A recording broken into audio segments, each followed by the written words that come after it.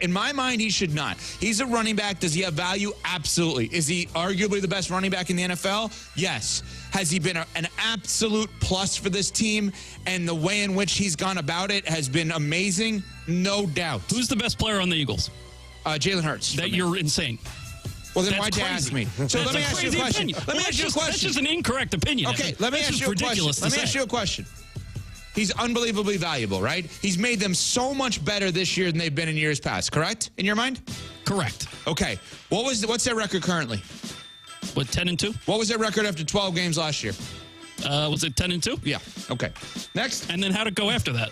We're not up to that part yet. Well, okay. We're not up to that part yet. But all he's done has been the person that has played the best on a team that is exactly what it was a year ago record-wise. Yeah. I made this argument about Justin Herbert. You guys yelled at me for it. Well, Justin Herbert's a completely different player. Like, it's weird. Justin Herbert not throwing touchdowns nor interceptions and having non-gaudy numbers actually shows improvement. What's the argument that you guys, when I said the Chargers are the same, you said, yeah, but it feels different. Is that not exactly the same with the Philadelphia Eagles right now? It is, but neither CC nor I said Justin Herbert for MVP, to be fair. No, I'm not saying he's the MVP. I'm just making the case that the feeling is different, and you made that argument previously.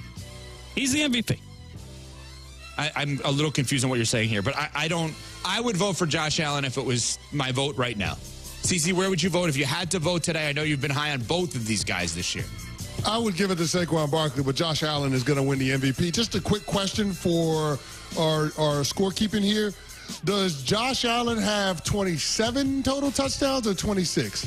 Because he threw one and he caught that same one based on how they're scoring it. So does that count as 2 or is it still 1? Wait a second. I'm very confused. So the play where he threw the ball to Amari Cooper and then he lateraled it back to Josh Allen is a passing touchdown? It counts as a touchdown pass and a touchdown catch. That is for correct. Josh Allen. Yep. I did not. I don't think I picked up on that, which is obvious, but I didn't pick up on it. I'm just trying to figure out how many touchdowns. Is it 27 total or is it 26 total? I think 20. That is the most difficult question that has ever been asked in our year plus on this show. I have no idea how to answer that question. 888-SAY-ESPN and Dr. Pepper call-in line. How many touchdowns does Josh Allen have? Hey, pet parents. With Progressive's collision coverage, you get extra protection for your cat or dog because there's nothing worse than seeing your pet hurt. Like when you see their face after accidentally stepping on their tail, and you say, "I'm so sorry, Mr. Pickles." But as you kiss his nose and rub his little belly welly, you know Mr. Pickles is thinking, "You betrayed me." Anywho, Progressive pays up to $1,000 in vet bills if your pet is injured in an auto accident. Learn more at Progressive.com and watch where you step. Progressive Casualty Insurance Company and Affiliates. Collision coverage subject to policy terms. Not available in all states.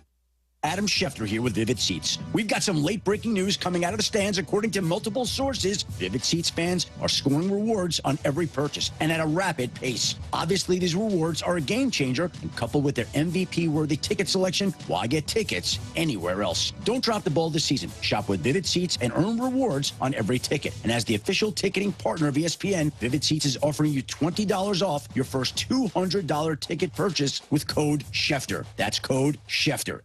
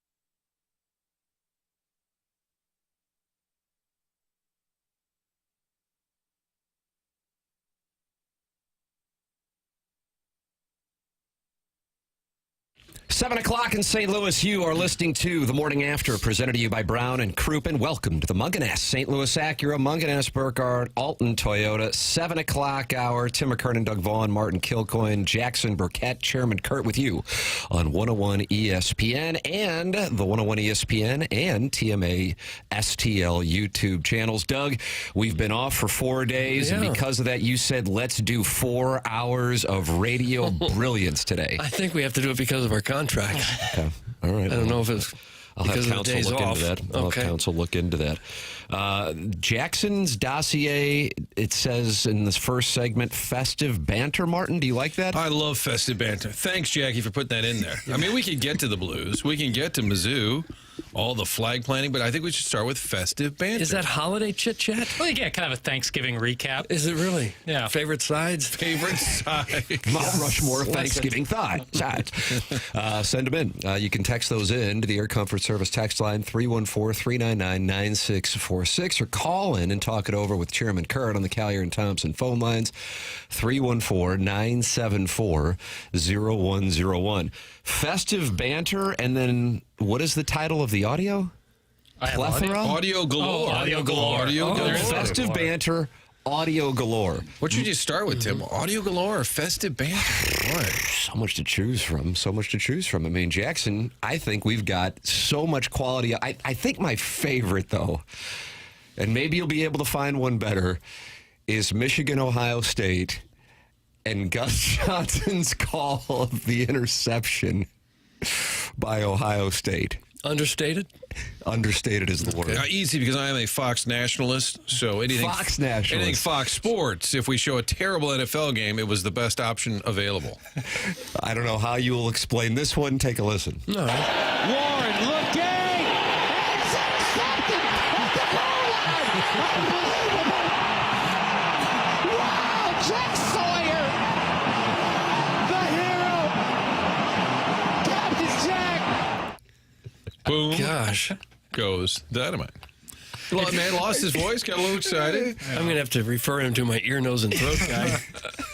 I think it made it more memorable. I think you guys are all wrong. I like that. Well, you have a rights holder for a particular network, and I respect that. Got a Fox balloon party going over Fox balloon party. Now, my understanding, and I didn't know this until that game, is that Michigan fans are under the impression he hates Michigan. Are you aware of that? Did you know that going in? That's absurd. He's from Detroit, and he actually handed out the rings at the spring game. I don't know. I would think Ohio State fans would hate that. I don't know what to tell you. For the first time without allegations of cheating, they then go out and plant the flag. And just after the game, Jackson was saying that they covered. Who was saying this? That they covered the brawl like it was a presidential. Yeah, Brandon Walker. Brandon Walker, who I really like in terms of college football coverage. Okay. He's a Mississippi State fan, so he's not too biased.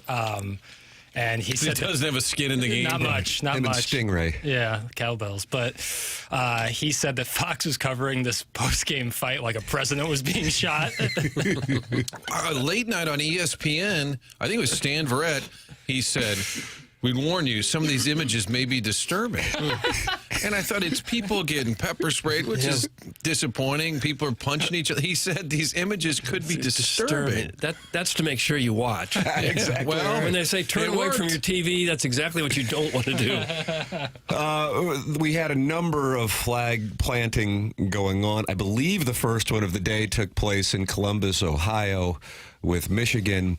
Then they proceeded to occur throughout the course of the day in Mac Brown's final game in Chapel Hill. NC State went flag planting. We also, of course, had where else, Jackson? Florida did some flag planting. That's after Florida State dug up turf last year at the Swamp.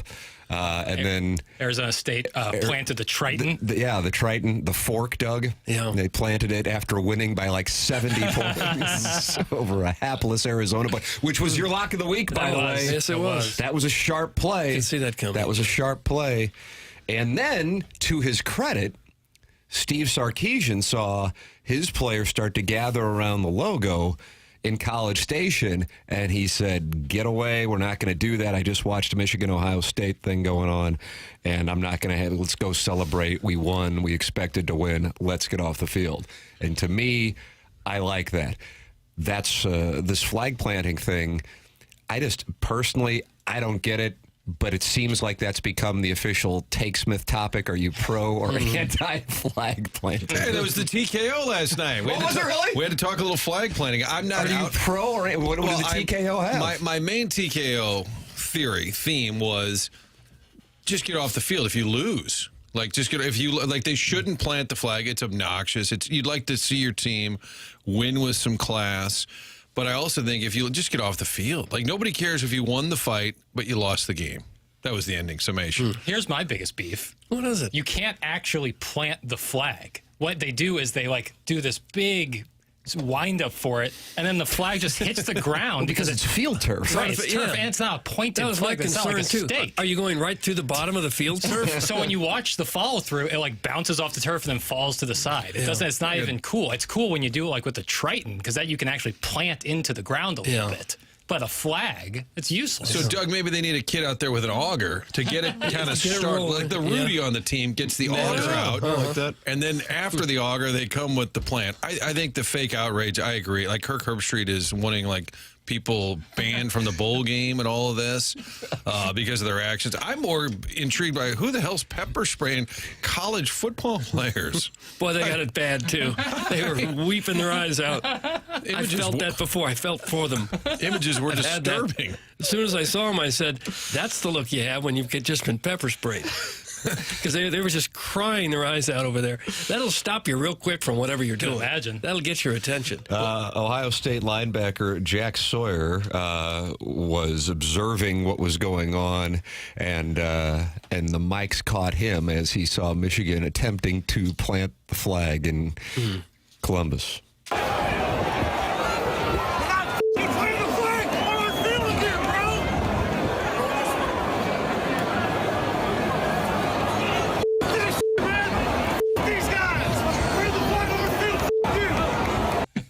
That's Ohio State linebacker who went 0-4 against Michigan. I'm telling you, of all the games this weekend, and there were some great ones, some classics, truly. I mean, the Georgia Tech, I don't know. I mean, South Carolina, Clemson.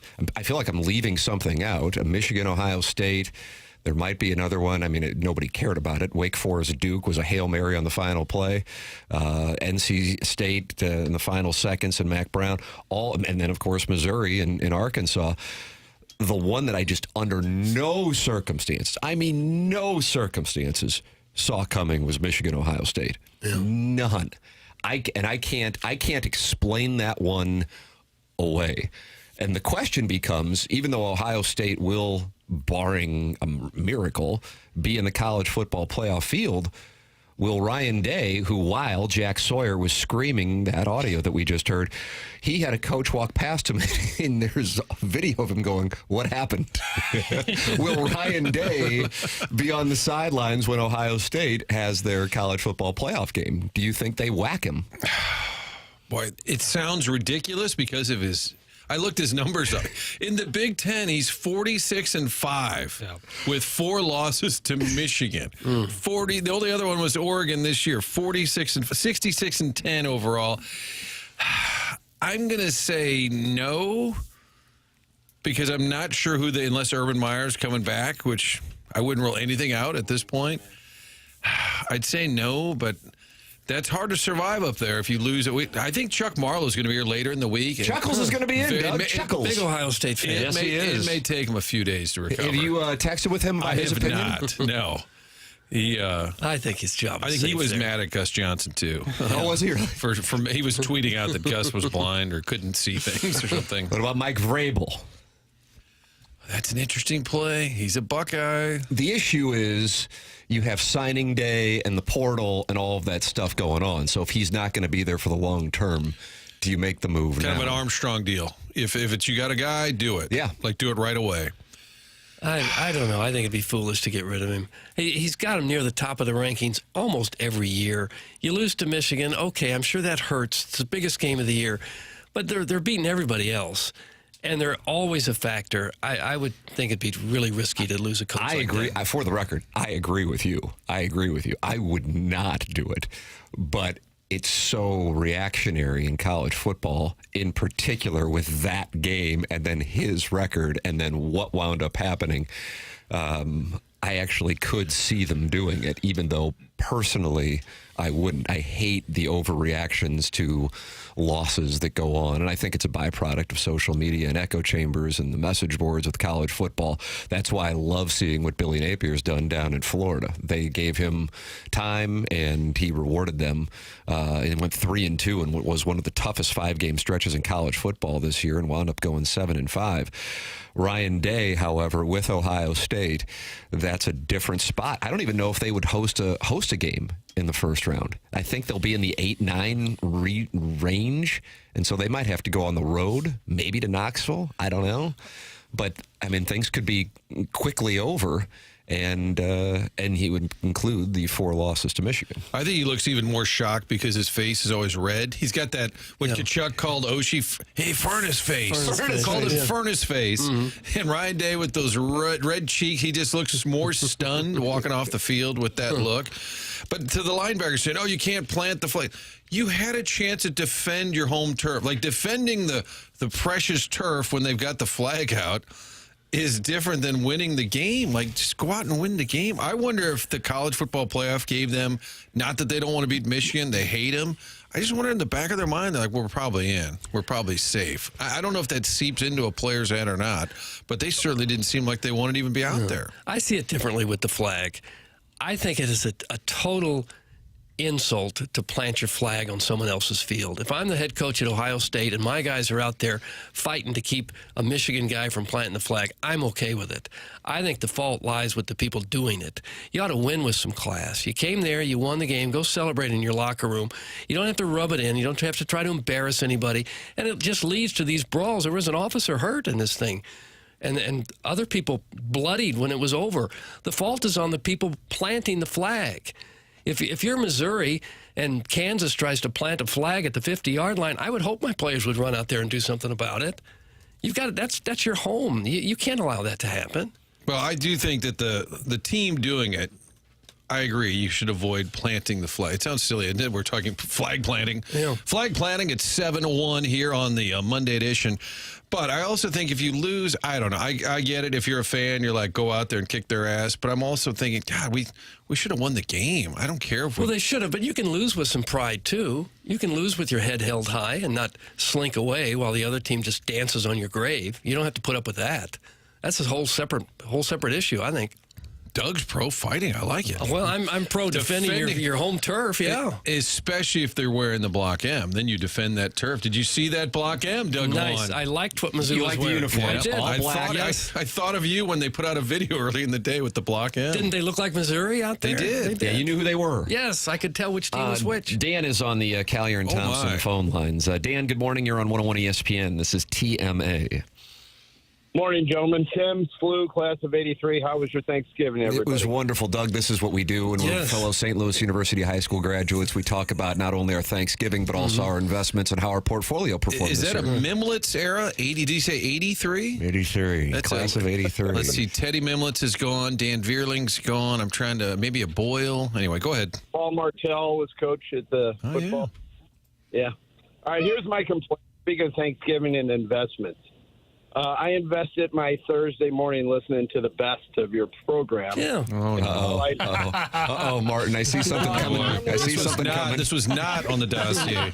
Yeah, this is inaudible. Well, speaking of dossier, while I normally defend Jackson, I like the guy. I like his updates. I'll even listen to his NBA his updates. Boy, that's the first time Nobody's that's ever been said. that. He has trouble with the Saliga call, which I would really like him to improve on, but that's for another day. What happened Thursday? Remember the Cleveland Brown radio show where he lost the clip? Where it was ranked number 1 on the dossier. And then Chairman Kurt came to his rescue and found said clip. Okay. Nice job, Chairman. That famous moment where he said it was his best day as a producer, but he couldn't produce the clip, I think, of a Cleveland radio station. The banquet guy. Complaining about the Browns a couple of weeks ago. Jackson, would you like to acknowledge this? I'm aware of that happening. Junior Bill 83, where are we headed? What he did Thursday. So when it originally happened live, I had to take a phone call, and I missed the clip. And then, Tim, you actually said it was a good clip. I'm glad we played it. Well, what he did Thursday is he played that entire segment up to the point where Chairman Kurt said, I've got the clip. Oh, no. So I thought to myself, finally, I'm going to hear the clip. And he cut it, went to commercial. So for the second time, I was unable to hear the clip. Oh, no. I think that was Jackson just finally winning, like, you know what? I'm in charge today. I'm not going to play the clip. Wow. I wish it was that strategic, but it's just simple incompetence.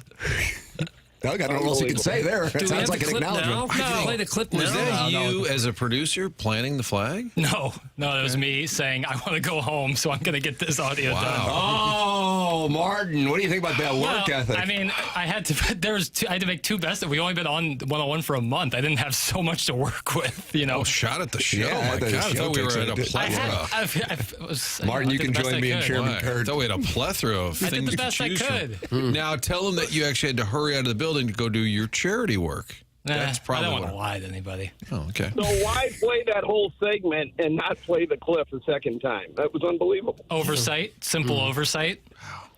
Feels like you were slighting Kurt. Didn't mean to. Okay. I don't mean to slight anybody. Are you calling for his guys, head? You do a great job. Great show. Jackson, I'll forgive you and still shout your praises, but that one hurt. Okay. All right. That one Thank you, hurt. man. I Thank think that's you. Dan, class of 83 at the University High School. You're hurting with that one, Pale. I knew it was off to a bad start when he said normally. I knew I was screwed. Oh, wow. Now that's attacking the South Side, and I caught that. Wow. I caught that. That was an anti-South Side. So, 7:16 in St. Louis. Tim McKernan, Doug Vaughn, Martin Kilcoyne, Jackson Burkett on the defensive in the early going here with his best of from Thanksgiving. Doug, you always listen to the best ofs and kind of critique. I haven't yet, but I will. I was waiting for some to come in on that because I had a couple in there that I was like, this wouldn't be a best of after a year's worth of shows. But after a month, it certainly is. You can get involved. You can call in, chastise the program if you would like. 314-399-9646 and email in for our design, air, heating, and cooling email the day, the morning after at InsideSTL.com. One game playoff today between Buck Swope and the JV golf coach to win the month of November. And then we also have a papal conclave to decide the Milagro Tequila Listener of the Month for the month of November. All of that coming up in addition to Chris Kerber on the Blues weekend that was and Gabe Yarmond on the college football weekend as well. That is all coming up here on the program. 100 West Dental is a longtime sponsor of TMA, and it's great to have Dr. Brandon Pryor and his team on board. A number of TMA listeners have already started working with Dr. Brandon Pryor at 100 West Dental, online at 100westdental.com. A lot of people don't like going to the dentist. That's nothing new. But here is the thing that you might not have thought about. Dental health affects the rest of your health. It's not exclusive. That certainly is logical when you think about it, but perhaps because dental insurance and health insurance are separate, people separate them in their minds, but one can impact the other. Don't allow your dental health to get away. Go to 100 West Dental, and you can go schedule online at 100westdental.com right now. And if you're interested in Invisalign, mention my name, and you get $1,000 off Invisalign at 100 West Dental. Schedule 100westdental.com or call 636-585-0100. Tim McKernan, Doug Vaughn, Martin Kilcoyne with you on the program. This is the Morning After on 101 ESPN.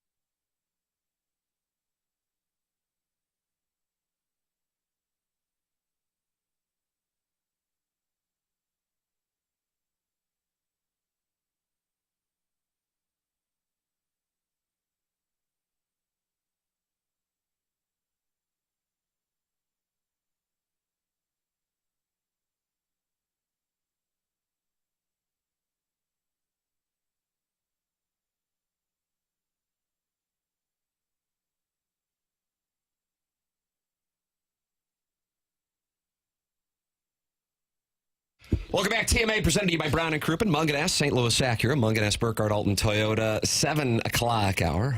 Tim McKernan, Doug Vaughn, Martin Kilcoyne, Jackson Burkett, already on the defensive, one phone call, and it was on the attack of the Thanksgiving best of. And if you want to call in and attack any of us, it's the Collier and Thompson phone lines. Chairman Kurt will answer 314-974-0101. It is understood, I think, that there is one at-large team that is lurking out there for a final spot. There could be two. The teams that are in discussion are Miami after losing to Syracuse, Alabama with 3 losses, South Carolina with 3 losses, and Ole Miss with 3 losses. Are we in agreement on that? I don't want to operate off of a premise that would be disagreeable. So is everybody in agreement on that? And certainly things can change with Clemson beating SMU, and then would SMU be out? Is Miami still in after losing to Syracuse? Doug, what are your...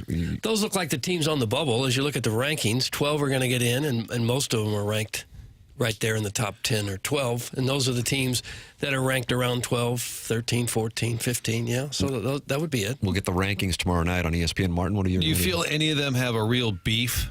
Like, I mean, honestly, does South Carolina deserve to be in? I don't think does Miami. But no. I don't think anybody can have a real beef. But you're going to have one of those 4, I think, get a spot. Do you agree with that, Jackson? Yeah. One of those 4. Yes, because they're just the way it's all working out. They're one of those 4 will get in. So, Doug, I told you in the games we picked, I went 5-3 this week. That seems right. Yes. Yeah. But 4-3. We only picked 7. 4-3. Martin added a lock of the week. Oh, that's right. 5-3. And Doug gave Arizona State, which was a sharp play, and I gave Indiana against Purdue. Did I do a lock of the week? No, you presented it and then didn't give it one. What was yours? I don't want to say. It was Georgia. Wait, now we got This guy's not going to give us the editing audio, and he's not going to give us his lock that loses. It was Georgia. This is the NFL in Canton. You're editing out audio? In real time. But there were 2 games that Doug, watch this. Watch my tongue. Okay, don't do that. Wasn't it Clemson? South Carolina? Didn't you love Clemson? Loved Clemson and loved A&M. Now, how'd that work? Here is a parlay, 5-game parlay, because the greatest gamblers, they do parlays. The guys who make millions of dollars gambling, parlays. That's what the sharps do.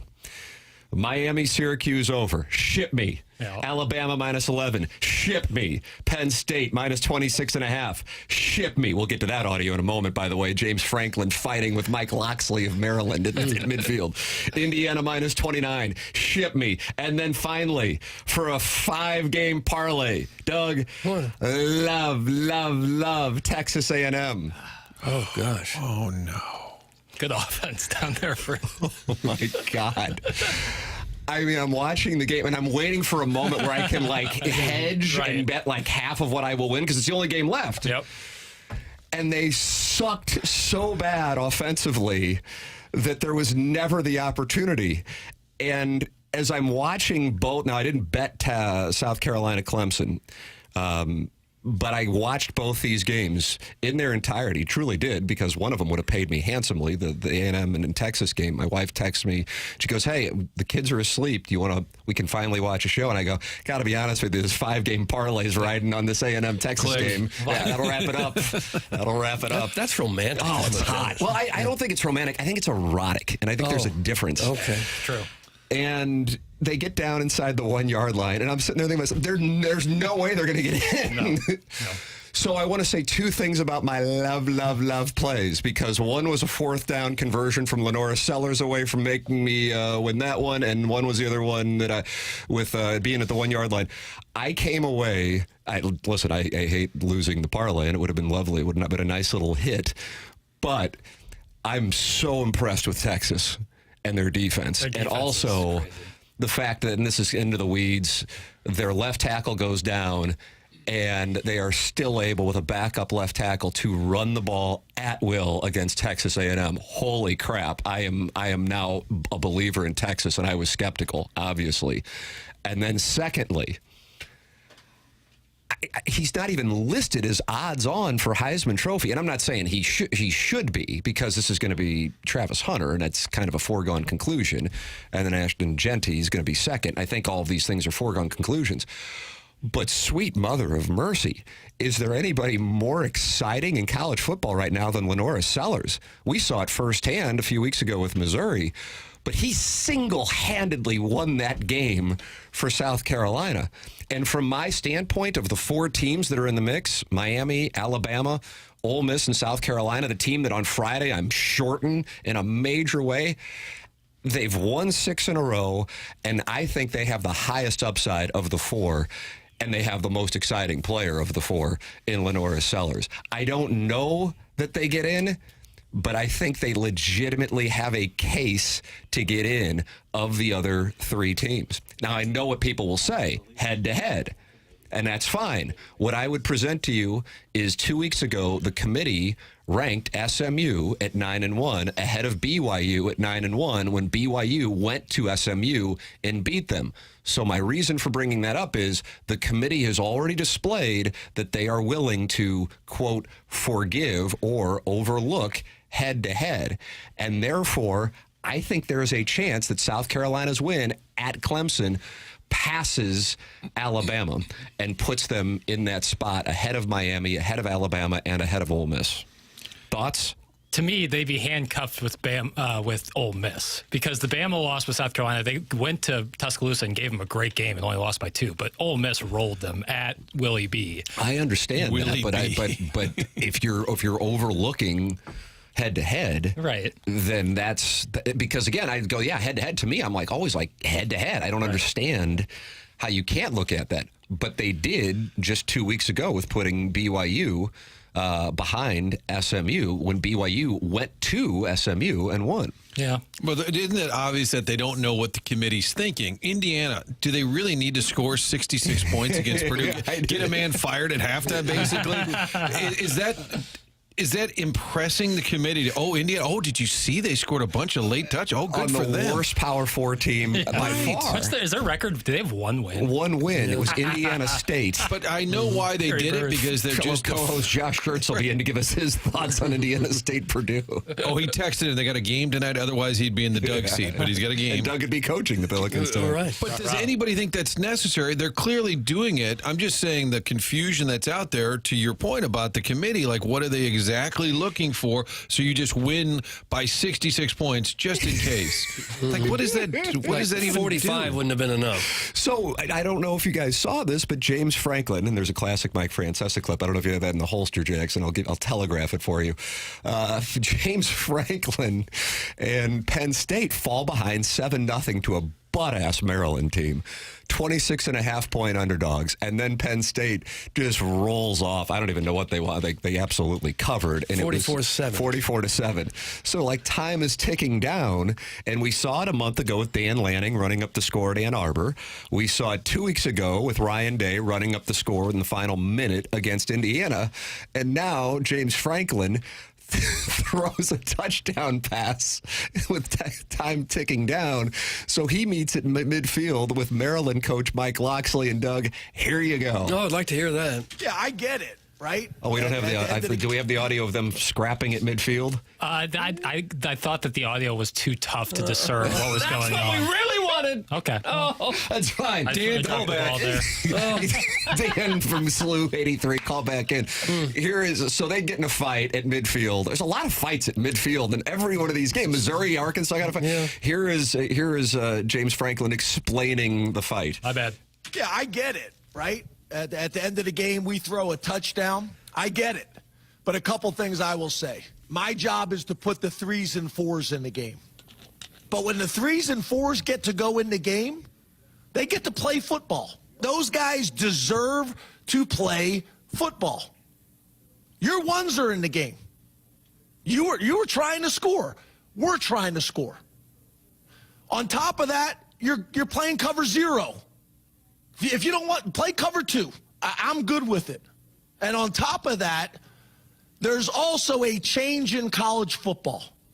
We are trying to play as long as we can, make the playoffs, and be seeded as high as possible. And scoring as many points and a point differential matters. All that matters. And if you don't get that, it's really not my problem.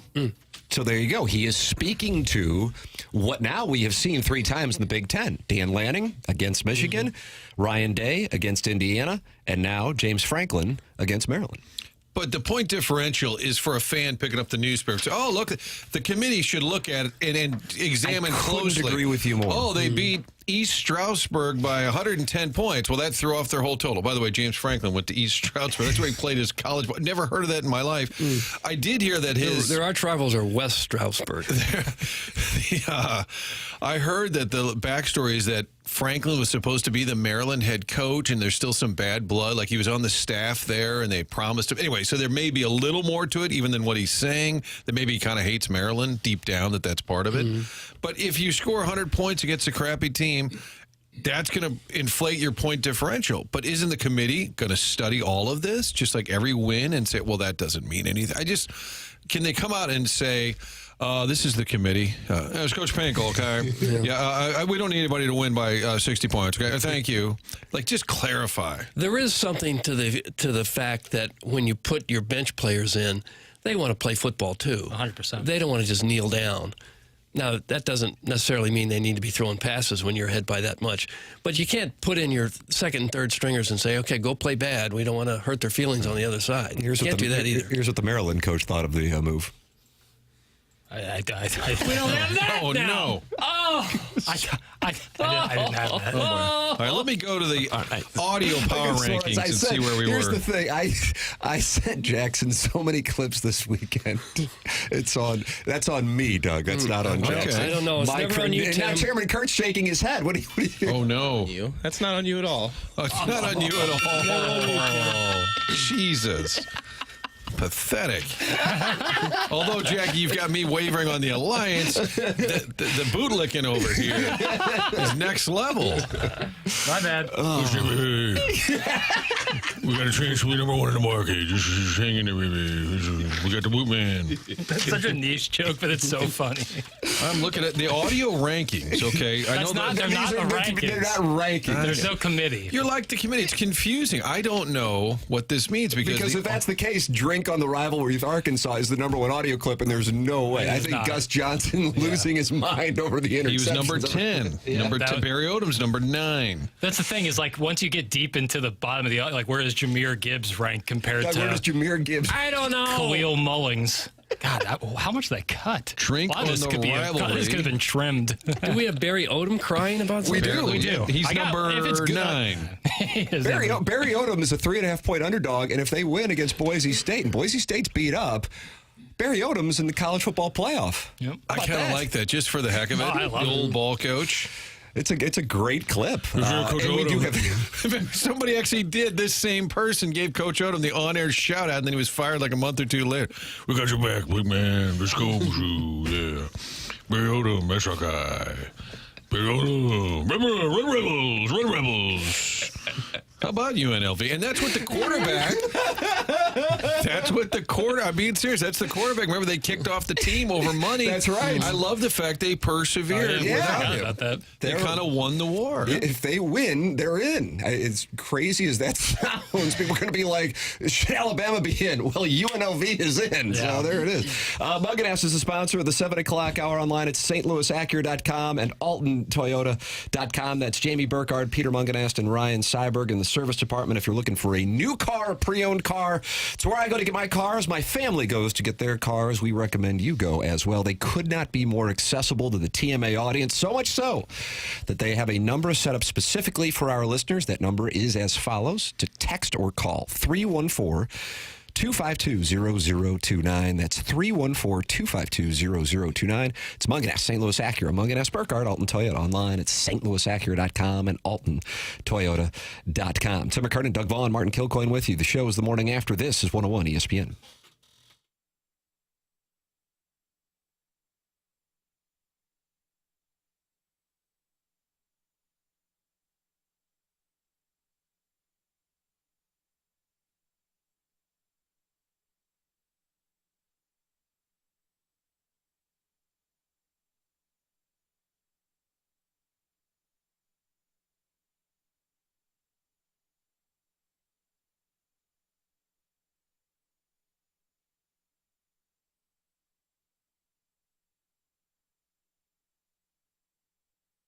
Michael's Flooring has been family and locally owned for over 30 years. Michael takes pride in helping and making sure his employees are happy and make a great living, and that is why he is offering carpet installers $7 a square yard. That's $7 a square yard if you are a carpet installer. Michael's passion is flooring, and when you order from him, he wants you to have the best experience for the best price, and that's why, again, he is making sure he gets the best installers and giving them $7 a square yard, which is awesome compensation in this industry. Just come in or talk to them and you will see the difference. They want to make sure they suggest the best thing for you, not pushing what corporate is telling them they have too much of. There's a reason he's continued to grow through the 31 years. Employees love working for Michael as they feel like family, and he makes sure they are taken care of. Go online at igotfloored.com. That's igotfloored.com.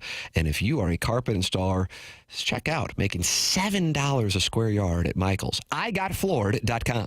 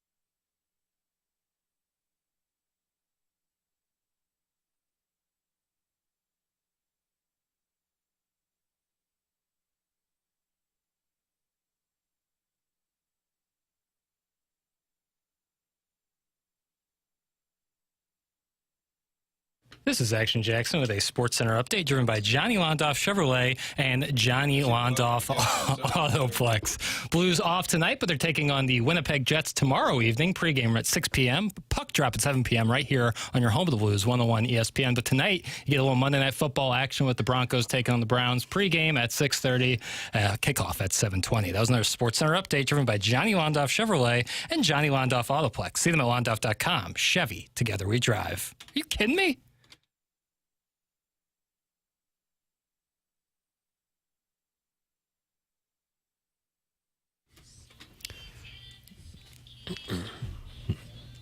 Well, Doug, they were playing this at the Enterprise Center after an overtime loss on Saturday evening. Yeah, it was a rough one. Late goal to tie it up, and then coughed it up less than a minute into the overtime. I think they gave the Flyers a goal. It's TMA 101 ESPN. Chris Kerber will be with us coming up at about 8:15 to talk it over with his regular Blues hit here on 101 ESPN. The program is presented to you by Brown and Crouppen. We're in the Munganess St. Louis Acura, Munganess Burkhardt Alton Toyota 7 o'clock hour. It was a hell of a game. Fun game to watch, in addition to some of the most ridiculous saves I've seen a goaltender make from Jordan Binnington. I mean, it's funny. I was listening to Kerber's call, John Kelly and Jamie Rivers, then Steve Odom with Chris Kerber following the game. I feel like maybe Dylan Holloway made the comparison. Everybody talked about Dominic Hasek. They're like, those were Hasek-like saves, and unfortunately, and I think Binnington, even though he got, I mean, at that point on that breakaway in overtime, I don't know, maybe, what do you think, 25% of the time he might make that save? It was a hell of a move. Backhand, forehand, backhand. And he read it right. It's kind of like a goalkeeper in soccer. You got to kind of guess and take your pick. And he had the right read. He just barely couldn't get the save. But overall, the fact that the Blues picked up the point is because Jordan Binnington stole it for him. And that means, since Jim Montgomery has taken over, the Blues have 5 of 6 points. Here is Jordan Binnington and his comments on setting the record for the most wins by a Blues goalie. Oh, I hope we have that.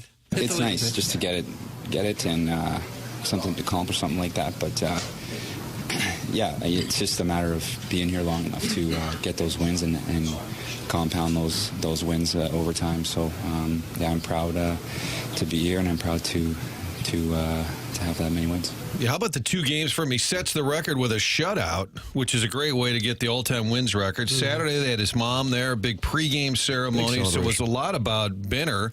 And then he goes out there and plays unbelievably. The stop that he made late in that second period. Oh. I don't know if we have we probably don't have the audio, but John Kelly was like, call the cops, call the FBI. Well, they still exist. He's been robbed. Like, it was a great call. It was a great call. And then the game-tying call by John Kelly was outstanding. And maybe it was neighbors. I don't care. It was somebody scored. Blues scored. Awesome. They showed the replay of Binnington's save, and Jamie Rivers got more excited about it as he saw the save because it was so phenomenal. So the fact that they were in the position, yeah, it's disappointing that they weren't able to get 2 points. I could tell Binnington really wanted it on that night where they're celebrating him breaking Mike Liut's record.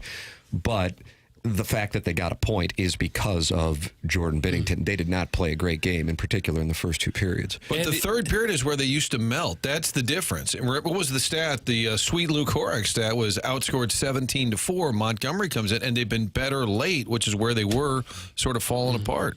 Andy Strickland, Strick Nasty, tried to interview Bennington's mother during the game, and Binnington had to make so many stand-on-his-head saves, they had to cut the interview short. It was during the interview that he was going nuts. Are we going to just gloss over the fact that Robert Thomas, friend of the show, was sent the early text by Jackson on Wednesday, and we felt we may have doomed the squad. And what happened that night? 9 seconds into the festivities in New Jersey, here comes number 18 with a how do you do, Jackson Burkett. Of course, he lost to Montgomery's Bruins last year in the first round. Here's Butch Davis to Thomas, shoots, he scores! 9 seconds in, Robert Thomas! What a start for the Blues, and they lead 1-0. Well, John, if you like good starts, I think this one qualifies. Robert Thomas finding the back of the net right away here. I know Jackson cut the audio up, but John Kelly went on to say, and Tomer, after an early wake-up call from Jackson Burkett on the morning after, scores 9 seconds in. Jackie, keep them coming. It's true. That was the full audio. Yeah, I cut that part out. I didn't want it to be, this isn't about me. It's about Bob. How about that? It's about Bob. Any guesses on the fastest goal at the start of a game in the NHL? In NHL history? Can you get much faster than 4 9? seconds. Yeah, 5 seconds against the Blues. Old Doug Smale for Winnipeg scored against the Blues. Smales? Judge Smales? 5 seconds in 1981. Did you just make that up? No. In 81? Is that right? 1981. 5 seconds in. That's rough. Yeah, that's real rough. Your fans aren't even sitting down yet, and you're down 1-0. It would take a couple seconds if there was no players on the ice on the other team at all. Did you text Robert Thomas on Saturday? That is a good question, Martin. I didn't. Oh, man. Oh, that's why they lost. When we look in the mirror on that one. Well, that's the thing about these experiments is you want to make sure. Well, if you're going to give me credit for what happened on Wednesday and you night, deserve the credit. I appreciate that, but we have to have the experiment. What happens when I don't text them? I don't want to know so that. Now we know. So now I know for the game against Winnipeg. I just noticed you looked up. You can't remember who they're playing. It's the best team in the league. I mess up when the teams have a mascot that's also another sport. We saw that happen with the Florida/Carolina Panthers once in an update. And then the Jets. And Miami is weird, too, because it's like they're the Miami Hurricanes for the U, but there's the Carolina Hurricanes, Carolina Panthers, Florida Panthers. I can't keep it all straight. Winnipeg, New York Jets. Are you has Aaron Rodgers? It's about the Blues playing Winnipeg tomorrow. Are you going to update us that they're playing Aaron Rodgers tomorrow night? Is that what's going to happen? No, that's why I wanted to look back and make sure. Because saying Jets would confuse you that it might be the NFL. I'm not worried about confusing me. It's about the listener. Martin, I don't know how familiar you are with Jackson's updates before you started on the program more Big than a time month listener. ago. I never listened to the show, but just the updates. Just the updates. When Jackson was saying that the Blues had a game against Winnipeg, he just saw the initials WPG, and he let the 101 ESPN audience know that the Blues were taking on wins per game. The outcome is correct. The process is a little convoluted there. Good Morning Grant, who we all love, was running the board. I was, I think, running point when the day when Tim was out. Big day. Producer party. And I was handed some sort of cheat sheet, like a pre-dossier, kind of like the blueprints for the dossier. Well, and it said some stat about Blues and WPG, and I thought that meant wins per game. It was, in the context of the stat that was given, it made more sense. But in retrospect, I should have known. Can I get some audio of you running point? I would like to just, for my afternoon workout. Yeah, I'm sure. Did you sneak it in the best of the other day? Just wedge that in there? Just kind of as a resume reel in case any agents are listening? I would do intros and outros, and I would kind of give little, quips, something like a little... Oh, wow, look at this guy. Wasn't that a good segment, tee-hee? And then, Was that on HD3? Where was that show? No, this played 7 to 11, baby, right here on 101 ESPN. Okay, look at that. Okay. 7 to 11, baby. Oh, baby. Wins per game sound like some analytic stat some computer geek made up.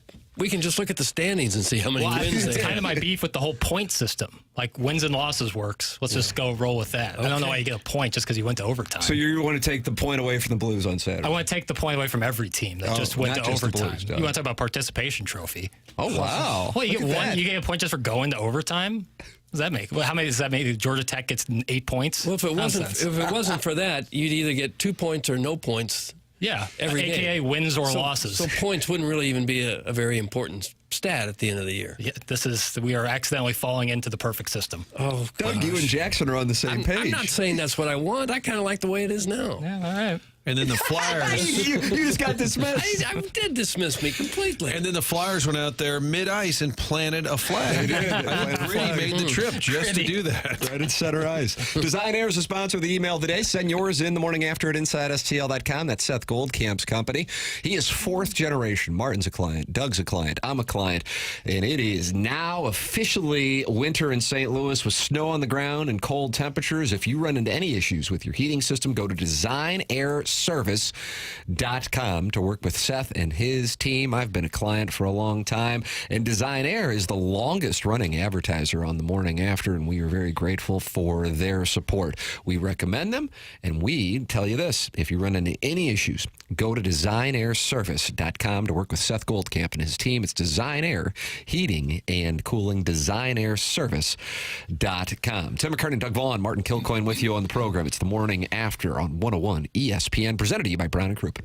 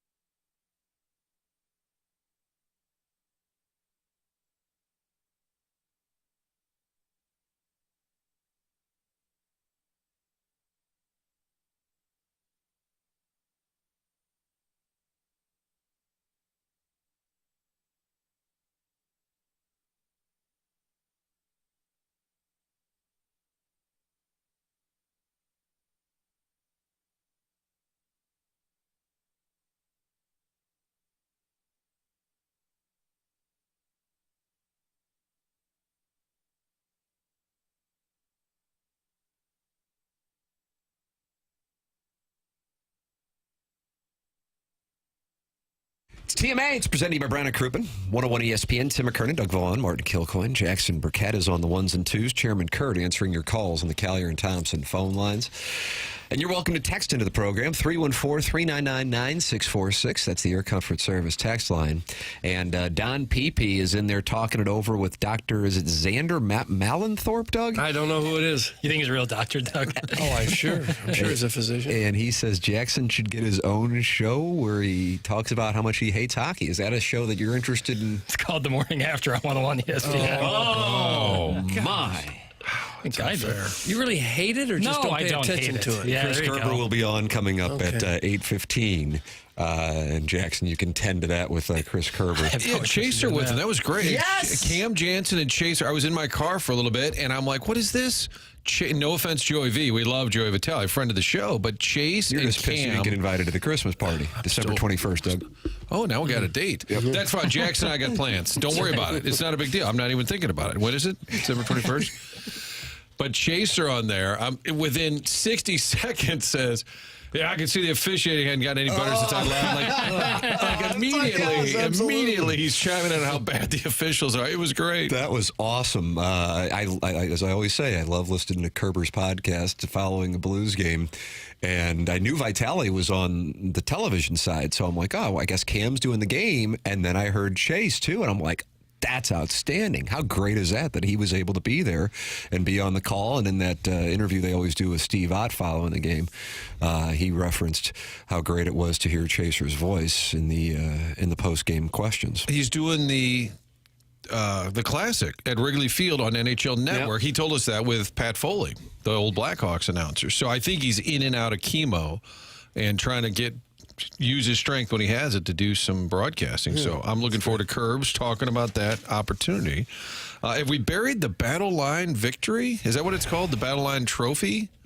What's it called? The Mizzou win? The Arkansas game. What is the, I'm being serious, is it the borderline battle? Battle Line rivalry. Battle Line rivalry. Yeah. It's a Civil War reference, I guess, similar to the border war with Kansas. It's all just less so with Kansas, but with Arkansas, this is the most forced rivalry that there is. Especially since Arkansas never wins. No, 8 out of the last 9. Sorry, Pittman. 9-2 since Arkansas and Mizzou have been in the SEC.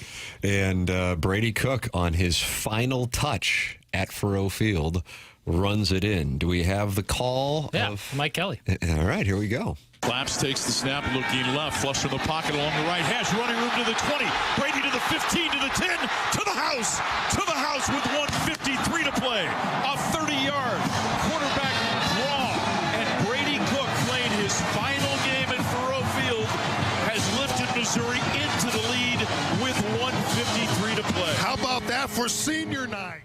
Well, you faded out on Howard Richards? Why the fade out? Doug has a real problem with Jackson's editing. So I hard cut. I yelled at. I fade out. He was talking. The man was talking. I know. We got it. It's great. Howard, I love Howard. I love Howard. What a wonderful career. I love how our paths would cross often. We were at KFNS. I love Howard Richards. I know. It was just, it's time. Let's hit the hole. Shut him up. Well, in all seriousness, Doug, how long are you in the business? 40 plus years. Yeah. Audio. There's either there's an ending or there's not. Yeah. Right? And now music, you can fade music out, but someone's voice, highly irregular. It's because he went right into the Howard Richards comment, right into it. There was no space. I had no space to chop it out, so I had to include something. All right. Did you see the video? Mike Kelly actually pointed at him, and it was his turn to talk, and then you denied him that chance. Howard Richards, Mizzou great, friend of the show, and you just cut him off. A lot of disrespect. He'll be pissed about that. He's a pretty ornery guy. Yeah. I work for the CIA, pal. You better watch it. Takes this stuff very seriously. Eli Drinkwitz, following the game, talked about the rivalry and how Arkansas fans, even though he's from there, are not a big fan of his work. It's growing, I'd say. For them not thinking they were much of a rival, they sure do. It sure is growing a lot. Yeah. You know, I think a lot of it, there's a lot of people that don't like me down in that state for whatever reason, which is good. I mean, it builds the rivalry, which is good. We need this. And it was chippy out there tonight, but I hope they all understand there's a lot of mutual respect. I respect the crud out of Arkansas and their program and what they've built. And Coach Pittman, you know, it was sad that He couldn't be out there tonight because of his hip, but I really respect the way his team fought. He's got great coordinators. He's got great players. They've done a really good job this year, and got a lot of respect for those guys. Doug, were you happy with that edit? That was better. It was a better edit. Yeah, you're learning. You're getting there. He mentioned Pittman not being there, who's coaching from the press box, obviously because of his hip and the cold weather. I did like when they panned to the press box. The press box next to him had lights on. Pittman's clearly did not. So he's just sitting in a dark room. I just saw the top half of his head. With like a little flashlight in his play sheet. He was on TikTok. Just coaching the hell out of this football game in complete darkness in a press box. Talk about disrespect. I loved that. No, I loved that. I thought that was great. I never thought I'd be disappointed with Missouri going 9-3 for in the season, but here I am. Doesn't it feel like kind of like it hurts almost? I do think 9-3 feels a lot better than 8-4. Like winning that game, even though it means nothing, big picture. 8-4 is just kind of bad taste in your mouth. 9-3 feels a little better. Yeah. Can I say on 9-3? There's also, we go back to the frustration of not closing out that South Carolina game. I bet they'd be ranked 13 or 14, something like that. Probably still, their resume would probably fall short. I was thinking of Illinois. If they had beaten Minnesota, their only two losses would be at Oregon, at Penn State. Brett Bielema tweeted out about that. Did he? Yes, he did. He Pulling talked an about old Lane Kiffin. As far as their losses go, you take a look at what their losses are. The last second loss against Minnesota, and then the two to Oregon and Penn State. And I would say, would you agree on this, Jackson, that Illinois has a better win than Missouri? Yeah. Yep. Okay. The win against Michigan. Yeah, they beat Michigan 21-7. I mean, and again, it's not like I think Michigan, but Michigan's stock went up, obviously, after... Probably a better win. Nebraska and Kansas were both ranked when they beat them. Because it goes back to what's Missouri's best win. Vandy.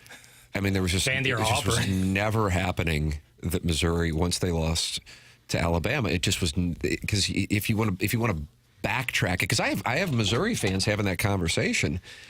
If they had won South Carolina, and I'm just telling you, because again, it becomes, okay, it's the same conversation we're having right now with regard to Miami, with regard to Alabama, South Carolina, and Ole Miss.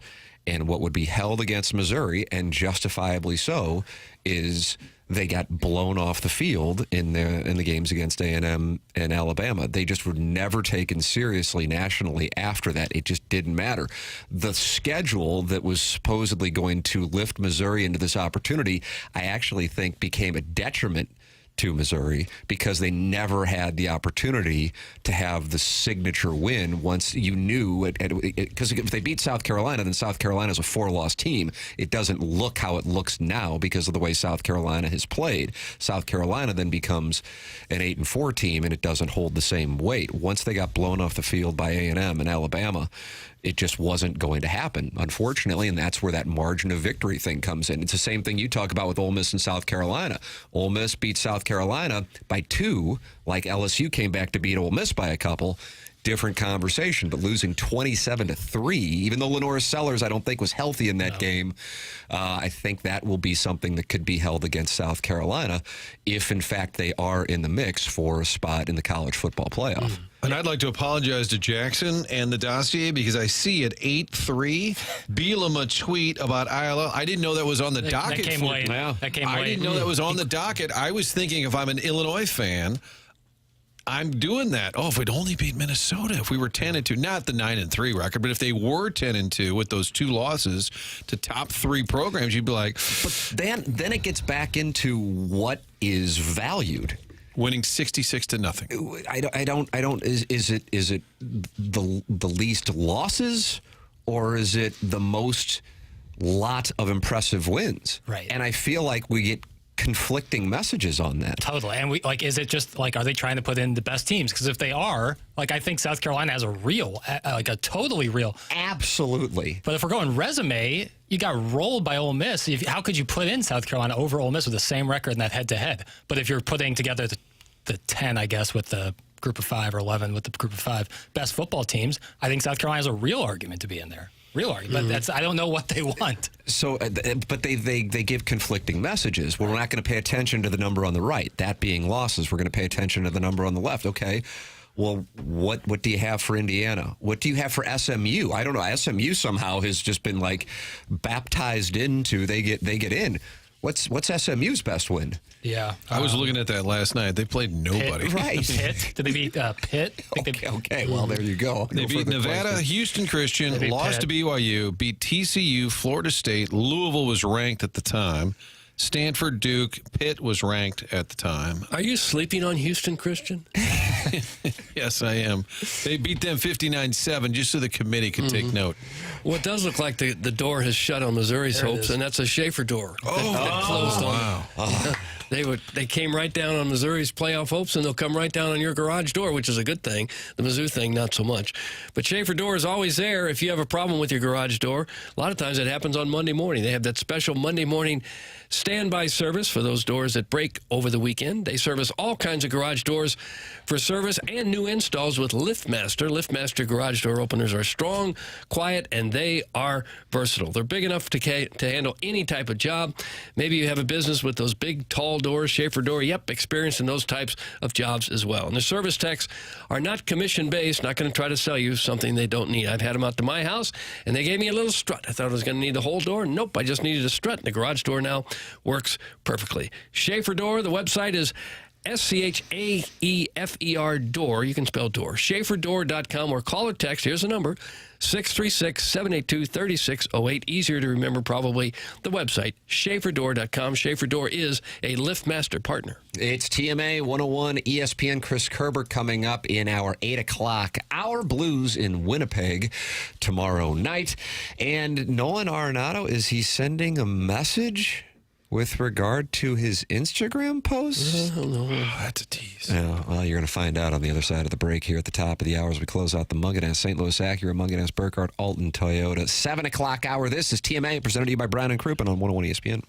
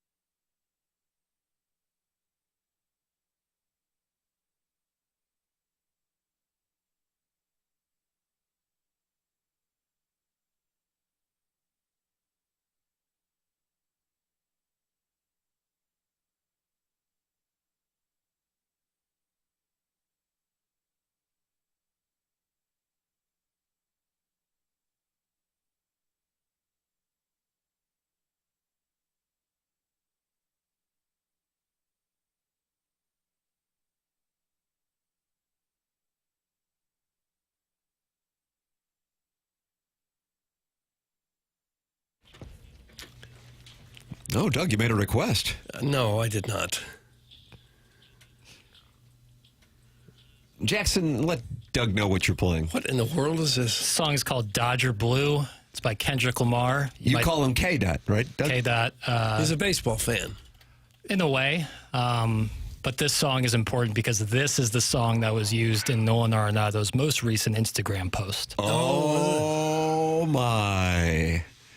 Martin, is that like a Tavon Austin subtweet? It's kind of like a diss track to St. Louis, I think. What do you say in this post? It was just like a photo dump of what he's been doing. Photo dump? Yeah, like where you post now like... people are going to send in photos of dumps. Jeez. Well, that's, par for the course. Sure, just make sure everyone's doing well. What does that even mean? Stop with the scat play. Well, you can learn a lot about what's in people's droppings. I don't know why. I'm saying I'm saying too much. You brought it up. I do. I regret it. It was just like him posting a bunch of what he's been doing over the offseason. I think it was totally inconsequential, but he did use Dodger Blue as the song. There's a glass of wine sitting there. He's just kind of enjoying life, but was he sort of just putting it out there? Those winter meetings are next Monday. Yes, yeah. I actually think there's something to it. I don't think he would randomly pick a song called Dodger Blue to post on his Instagram. I share your opinion on that. Yeah. I don't think that these things are done coincidentally. You should have done like Who Let the Cards Out, something like that. You'll never be Cardinals. How much better could life get to be early 30s and you've already made about $200 million and you got another guaranteed $200 million or so coming. You spend the winter in Southern California and wait to see what good team you get traded to. Yeah, but he's pretty much got it figured out. What about our low-powered AM radio in St. Louis? Exposure. I prefer what we mentioned earlier. There. Hi, everybody. It's Nolan, and tonight we've got wins per game, and they'll be taking on St. Louis Blue A's. Oh, career swap. You'll play the hot corner? Yeah. Be nice. No, you would play the hot. He was being you in that How bad do you think it would go, Jackson, if you played the hot corner one game for the Cardinals? Ooh. I think in the field, I would make like 5 or 6 errors, but I would be okay. I think I would die of a heart attack if I saw like a Brandon Woodruff heater come right down the middle at me. That I think would knock me on my ass. It's amazing how many comments, though, said, good, time to go. Like this premier player who a few years ago, we were like... Not even a few, just last year. Going into last year. I mean, his numbers were a little off in 23, but I think what was the level of excitement when they got him? Like off the charts. Absolutely. Plus the deal was insanely lopsided. Which then makes you wonder what the hell the deal was with Colorado wanting to get him out. But at the trade deadline, I hammer this point home with regard to the Cardinals at the trade deadline in July of 2023. I think it was a terrible missed opportunity, and they've got to think that inside the organization as well. And if Arenado does wind up going to the Dodgers, all that does is further validate the report from the Los Angeles Times that was something that he was interested in, and the only team that he would go to, and that was an opportunity for the Cardinals in last place at the time with a dreadful year. Same with Paul Goldschmidt, and that was a missed opportunity, and I think that is something that they regret. That combined with what's taken place over the last handful of years with the television situation and not being proactive on that, and now you have a number of people who go, you know what, I haven't watched games, and I don't really miss it. Those two forces both combined for on-the-field issues for an unsuccessful team, and then off-the-field disinterest / apathy from the fan base. And those are both on the Cardinals. But sitting this one out is sort of the mantra. So I don't know that they've made that official. That is it used to is the heat is on, catch us if you can. And red mean go. Red mean go, Ray King would always say red mean go. That's right. This one is sitting this one out. We're sitting. It doesn't seem like a well thought out marketing strategy. I think we stumbled into a slogan one day. Talking to Joe Buck, we stumbled into a slogan. Yeah, the Arenado eventual trade here, I think, will reflect a franchise not getting much in return for assets that, as you're pointing out, at a different time would have had a much higher return. Now I think the expectation is extremely low. Just move them, get the money off the books. That's right. That's exactly right. We are over here talking baseball, and I just want to sleep with other listeners. That's from Don Peepee in the YouTube chat.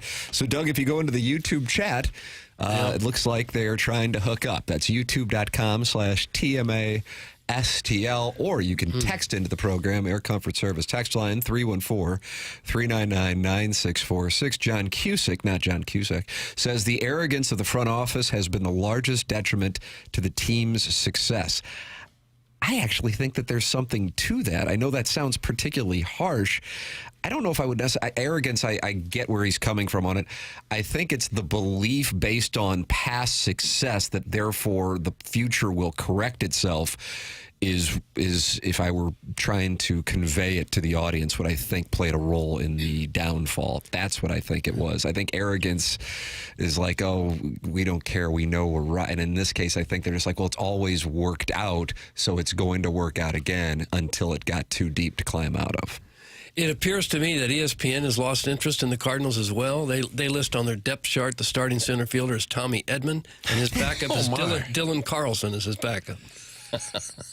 Tommy Edman signing an extension. Dodgers are just—they're making it rain. I mean, it's just crazy, and everything is deferred. Yeah, seriously, like everything is deferred. So much of their, but that's what I believe it was either Buster Olney or Ken Rosenthal talking about when they're talking about Juan Soto. They're like, it seems like the Dodgers pay all this money for players, and they do, but it's so deferred that they kind of have like cash flow ready to go for a player like Juan Soto. So they are listed as in the mix for Juan Soto, even after getting Snell. Can you imagine if that happens? In a way, honestly, because the Cardinals aren't going to be in the mix next year. I mean, I guess sitting this one out. Yeah, they're sitting this one out. That maybe if the Dodgers got Juan Soto, that there would be further groundswell for change. You almost need something like that to happen. Like something so egregious, like getting Ohtani and Snell and then Soto. It's like I think the current worst rule going in sport is the college football overtime. Once you get to the third overtime, as we saw with Georgia Tech, it's just a 2-point conversion festival. What is it going to be like if you get to the college football playoff and they go to the third overtime and we've got Georgia taking on Ohio State? And it's a 2-point conversion contest. Oh, how do you do? Oh, how do you do? Now, baseball gets rid of the runner on second base in the extra innings nitwit festival. College football playoff, that's how they do it. They don't change it. That's so ridiculous. Do they do that saying it's all about the safety of their student athletes? That's right. And notice the commercial breaks also. That must be it, right? They don't want these guys to have to play games that last 5 hours. Yeah. And then they get commercial breaks in between each one, though. Just as a side note. Completely unrelated. Thank you. Transform your story at Illinois Recovery Center. At Illinois Recovery Center, the team believes in the strength of every individual's journey to recovery, whether you're taking the first step or continuing your path. The IRC's dedicated team is here to support you, and Illinois Recovery Center will help. Go ahead and visit them online at IllinoisRecoveryCenter.com or call 888-472-9559. The IRC builds the unwavering determination to thrive beyond the shadows of the past. That's IllinoisRecoveryCenter.com or call 888-472-9559. Whether you have made the life-saving choice to seek help on your own or you want to be prepared for the other end of an addiction intervention with a loved one, go to IllinoisRecoveryCenter.com. Blues and Jets tomorrow. Chris Kerber giving us his thoughts for his Monday 8:15 hit here on TMA, presented to you by Brown and Crouppen.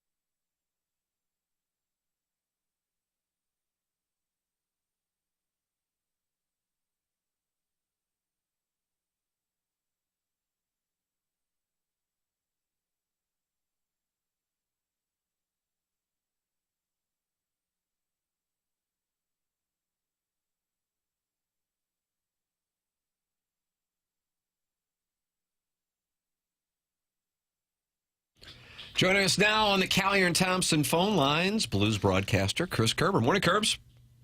Morning, Tim. How are you? Wonderful, sir. Thank you so much.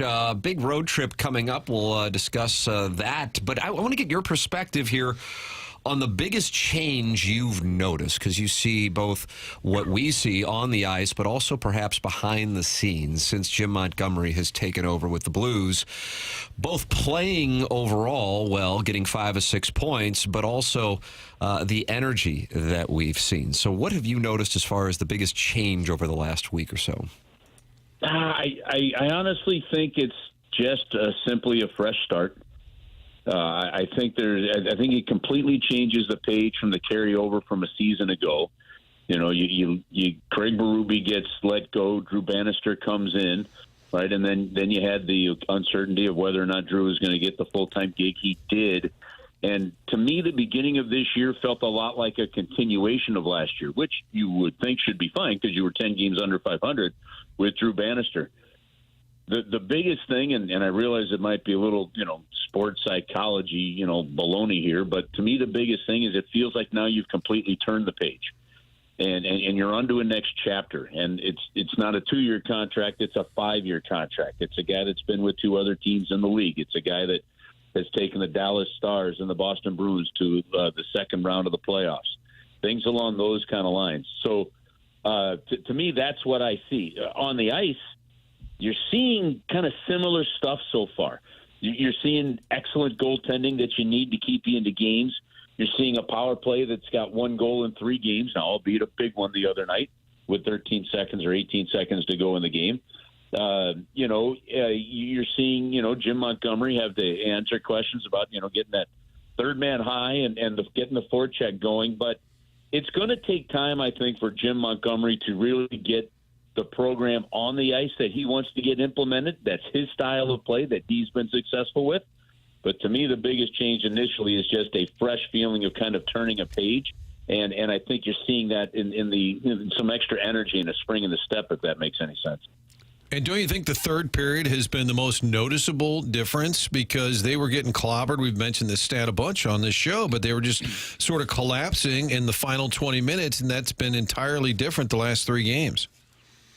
Yeah, and actually in the last game, there wasn't a very good first 2 periods, and it was a good third period. And even in New Jersey, Martin, the Blues started really well, and then the Devils just took it to the Blues, for a couple of periods there. So, again, you're going to see some of this offensive inconsistency for a little while here, until Jimmy can get his system in place. But yeah, I think the third periods for the most part have been really good. And look, the reality of it is the Blues continue to have the one thing that you need to get you through a transition, to get you going in a game, and they've got the goaltending. And my God, has that been just terrific? Yeah, and they had a nice ceremony for Bennington on Saturday night for being the club's all-time winningest goalie. Does he have a legitimate claim now for being the best goaltender in Blues history? Oh, Doug, I was thinking about that yesterday. Yeah, you know what? You really have to start. You have to start asking that question. I don't know. Like, his resume's not going to get to the point, I think, of a Glenn Hall, right? And so, but if you think of some of the greats that have played here, Glenn Hall and Grant Fuhrer, for example, right? They made their bones and made their reputation with another team. Curtis Joseph, I think, is going to have to be up there, but then they traded him before he got, near some of those records. In terms of goaltenders whose careers are with the St. Louis Blues, it's hard not to put him over Curtis Joseph and over, Mike Liut. And I'm not sure, and the other one, and you have to put in the accomplishments because, guys, what'll blow your mind, and I think most people forget this, if you go look at the Blues records, the goaltender that owns the record for goals against average and save percentage for the Blues with close to 200 games played, it was Brian Elliott. Yeah. Right? And, who's back with the organization. But I think when the competitiveness, what he's done with the team in terms of the big games that he's helped them win, what he's done in the playoffs, now that he owns that record, he'll own the home record for home wins before too long. And over the next 2 years, if he plays out his contract with the Blues, he'll own the games played record. I think, Doug, that you could make the case that he should be up there as the best goaltender to have played for the Blues. In terms of, and I think you got to keep that in mind. You got to keep it with the Blues goaltender, a guy that made his bones with the Blues rather than another team. Curbs, I don't know that you were looking to go out and start a fight on Saturday night, but it would have been the night to do it. You had Chaser and Cam Jansen next to you in the booth. You'll never be tougher in your life. You had those two guys. It sounded great. How much fun was that for you? And I told these guys earlier, I flip it on. Within 30 seconds, Chaser's complaining about the officials. I said, this feels right. You know the funny part about, well, first off, it was great.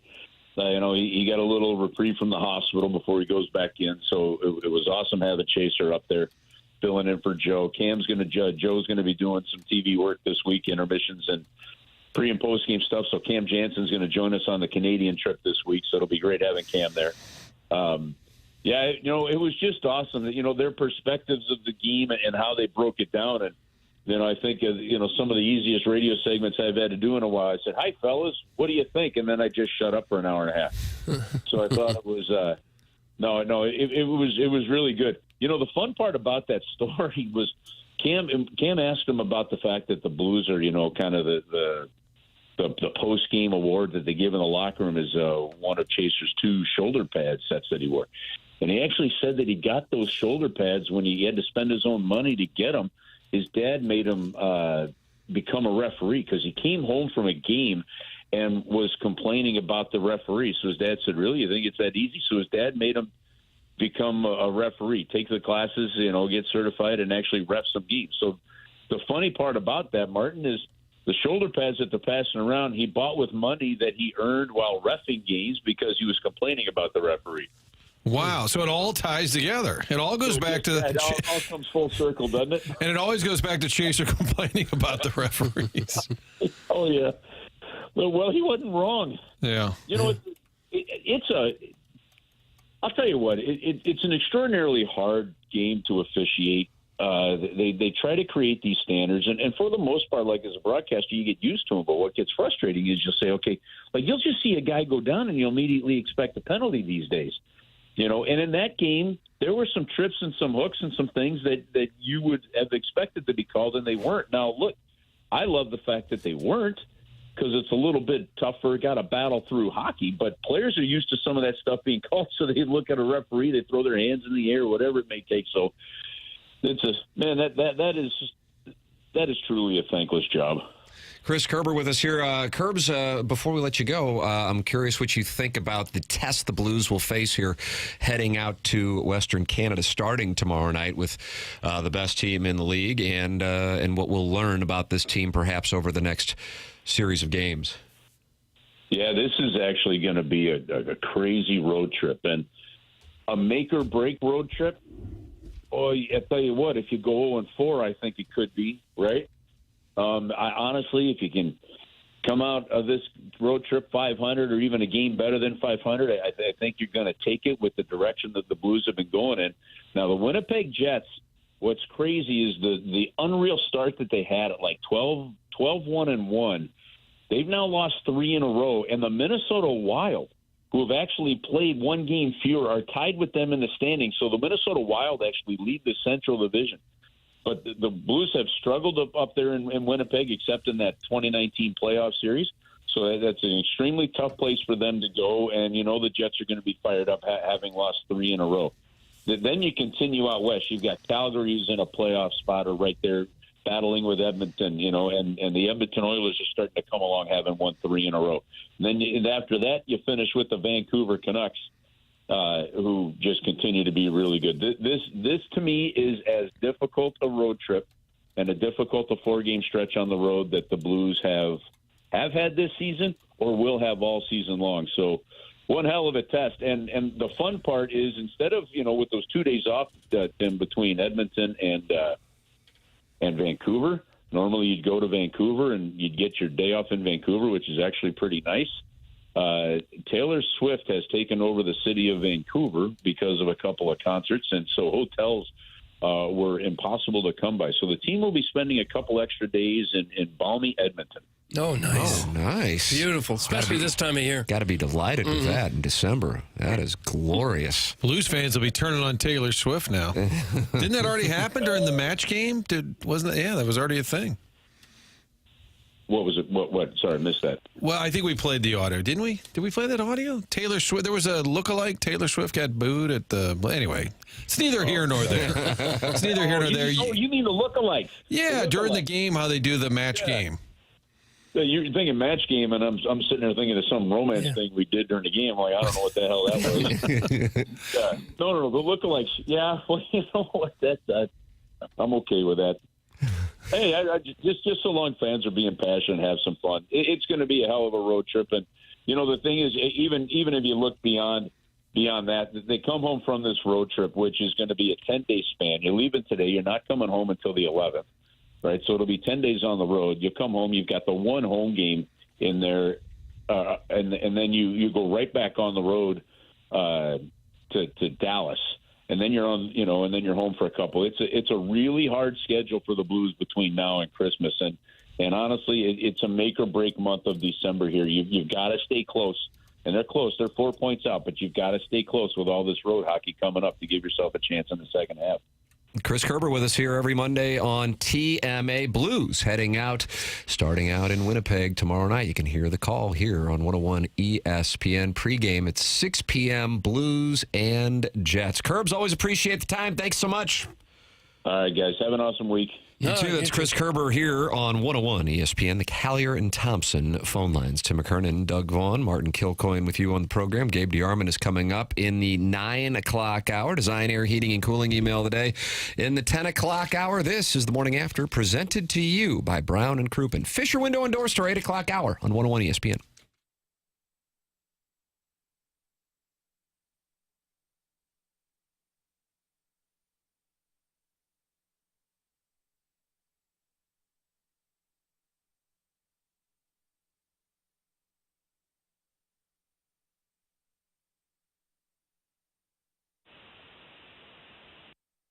Hey, guys, listen up. Classic Air Care is St. Louis's trusted home services company. They've got nearly a century of experience serving St. Louis and the surrounding areas, and they're the top choice for all things heating and air conditioning. You want that heater going well now as you're getting into December. Their expert teams puts your comfort first. You can always count on them for exceptional service, state-of-the-art products, and lasting results. You still have time to get one of the current in-stock units. If you have been needing to replace your unit and been putting it off, you save money by doing it now. That's why so many customers continue to turn to Classic Air Care for their home services needs. You can go to their website at classicaircare.com, read the amazing reviews. The link is right at the top of the page. Vince, the technician, was very polite and timely. Took his time to answer any and all questions we had. Also made sure we completely understood the services he provided. That came from Christopher. There's thousands more like that, so you know you're going to be comfortable bringing them in. They've got 0% financing for 18 months. Everything is on their website. Go to classicaircare.com. You can book an appointment online. You can call online, but they will come to your house and make sure that you're comfortable. It's Classic Air Care, making people comfortable since 1926.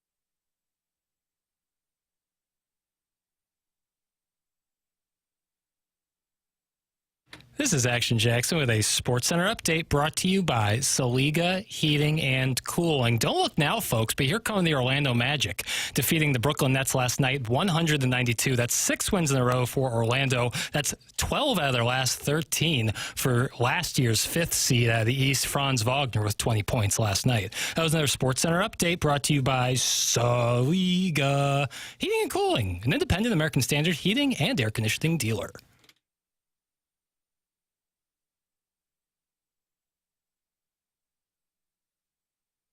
It's TMA, presented to you by Brown & Crouppen, Fisher Window and Door Store, 8 o'clock hour. Tim McKernan, Doug Vaughn, Martin Kilcoyne with you on the program.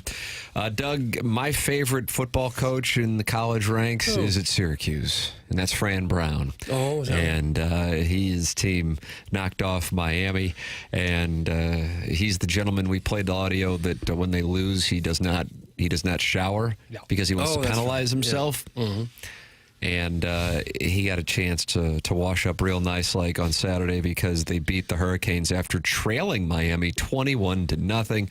Here's Fran Brown sending out a shout-out to Dabo Swinney because his win knocked Miami out of the ACC championship game and put Clemson in. Okay.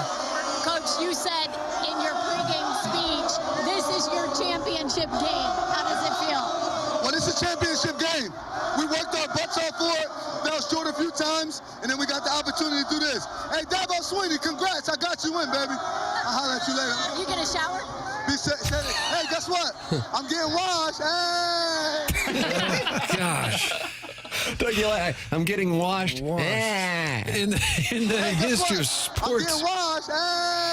in the history of sports broadcasting, has a sideline reporter ever said, "Are you going to shower?" After being told, "I'll holla at you later." And then he said, "I love Clemson. I love Clemson. I love Texas A&M." 9-3, Syracuse Orange. Like what a turnaround for a goofball. He's done a good job winning games. His introductory press conference was awesome. Yeah, he was a Georgia coach last year. That's incredible, and that's a tip of the cap. They've got some good up and coming coaches in the ACC. Fran Brown, Brent Key, nearly knocking off Georgia on Friday night in the 8 overtime game. And somebody will be replacing Mac Brown in North Carolina as well. I don't know who will get on the radar there. But, a number of young and up-and-coming coaches. Now, this is one, I like what the gentleman's saying, but I didn't know who he was, honestly. When I think of head coaches at Texas Tech, I go back to Mike Leach. But I feel like they've had a revolving door of kind of nondescript head coaches since Mike Leach. Jackson, this gentleman's name? Joey McGuire. Joey McGuire. Oh, yeah, Tom Cruise. And he had this observation that I thought was astute, and it kind of went after Gary Pinkel a little bit. Football right now is really screwed up, and I'm gonna kind of talk about that. It comes down to a patch, I guess, that's on your jersey, because... Now, stick with me. If Texas wins the SEC, that means a Big 12 team from last year won the SEC. If Oregon wins the Big 10, that means a Pac-12 team won the Big 10. And if Arizona State, so that means a Pac-12 team won the Big 12. And then if SMU wins the ACC, that means an American team won the ACC. So I think it's absolutely embarrassing what this football committee and, we got to back up what we need to do on the field so they get pissed off at me. But it's absolutely embarrassing what they're doing to this conference. I think the Big 12 should be in. The Big 12 champion should be in the Final Four. I just think we need to relook at this and quit looking at what patch and what logo it says on your jersey of what conference you're from, and look at the tape. I know some of the guys on there. I'm shocked that some of the old football coaches that know what they're looking at are not having more of an influence whenever it comes to that committee. So I hope they do.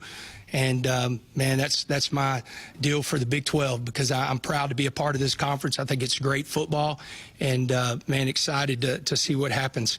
Gary Pinkel is one of the handful of coaches on the committee. You have some athletic directors, but you also have some head coaches, and Gary Pinkel is one of those head coaches on there.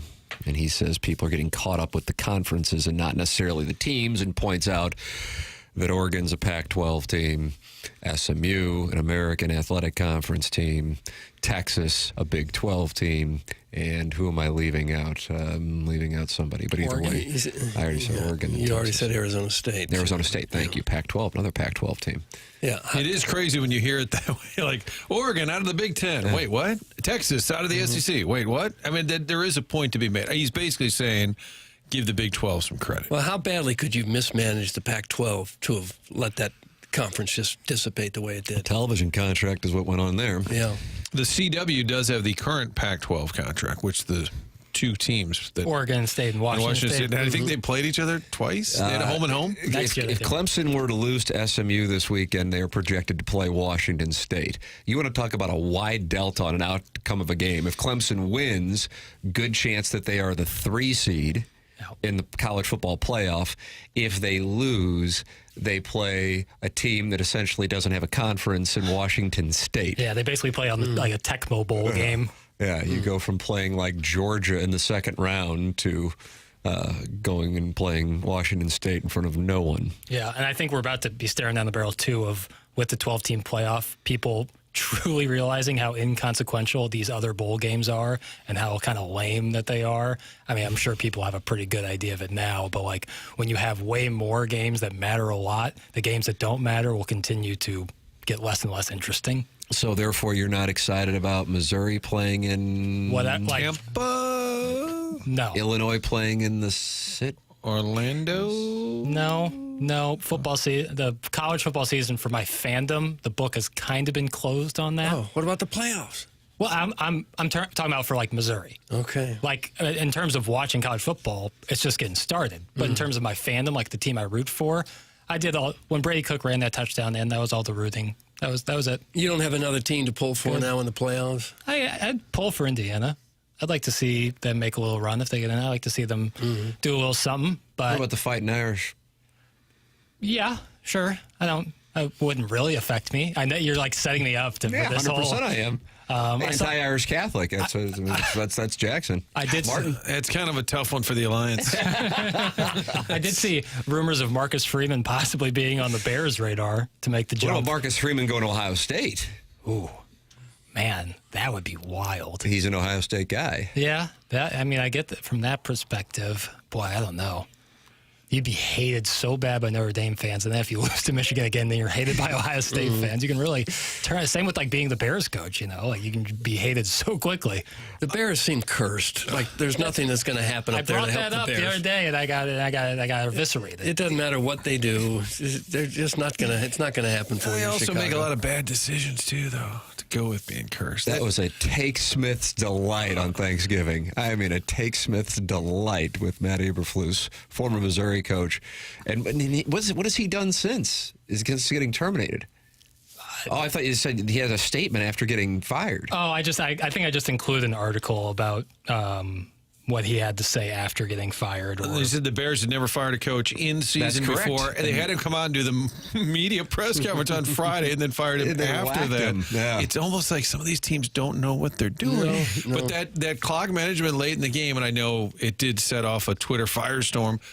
I think there are flag football coaches who would have managed the clock better. Yeah. I don't understand. And then he explained it, and I thought, that doesn't make any sense. Like, it must be the chaos of battle where you just get caught up in everything. But how many assistant coaches do they have?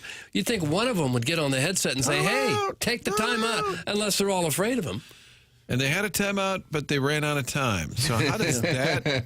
And I was kidding about it, but I think the Bears are really good at not winning. I mean, if you think about the Washington loss, the blocked kick against the Packers, I mean, there's a lot of games they could have easily won or should have won.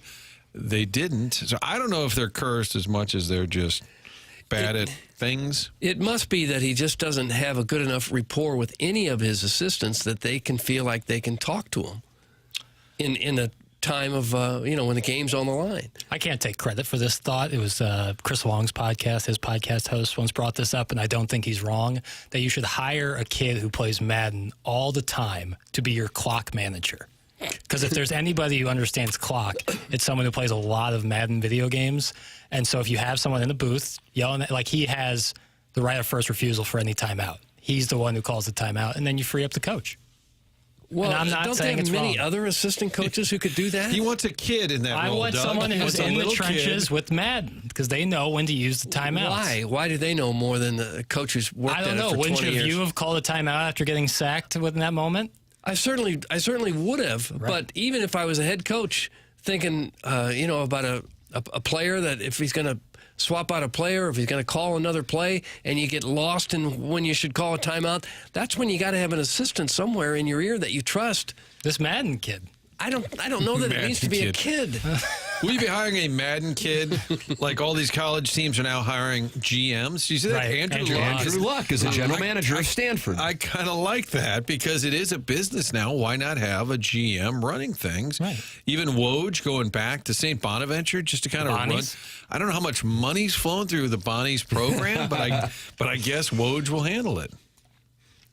I'd like to go back and be the Marquette GM. You're going to go be the GM? I would like to do that. Jeff Lotman runs quite a business himself. It's at JEFFLOTTMANN.com. If you're looking to buy a home or sell a home, work with Jeff Lotman of Compass Realty. He's online at JEFFLOTTMANN.com. Yeah, JEFFLOTTMANN.com. That's Jeff Lotman with Compass Realty. They have Compass Concierge, where you can take your home buying or selling experience to the next level, whether you've prepared to sell or want to enhance your new space. Compass Concierge has you covered. No upfront costs. Need fresh paint, new carpet, light renovations, home staging.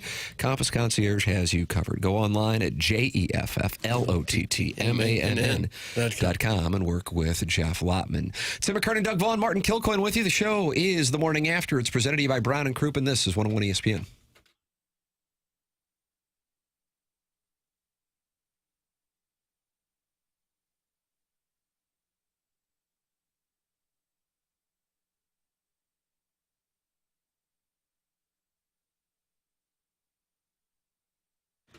Get ready for the 12 days of savings coming to you from our friends at Schnucks. We just saved all that money on our Thanksgiving unbeatable meal deal. Well, next up, make note of it, 12/11 to 12/22. December 11th is when it arrives.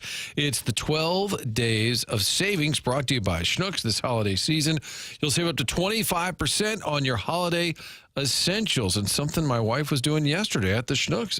Digital coupons. You put it into the app, and then when you check out, it's automatically taking off those savings. It's unbelievable. Every day during the event, the Schnucks will be putting out new digital coupons with every hot offer. Look at that Schnucks Rewards app. Check out the daily offers. Clip those digital coupons. Each offer lasts just one day. Be sure to grab these hot deals while you can. It's the 12 days of savings. Big holiday savings from Schnucks. Check out those weekly ads, the Schnucks Rewards app. Just get on the app. It's real simple. You're going to save money. 12 days of savings at Schnucks starting on December 11th only in the Schnucks Rewards app.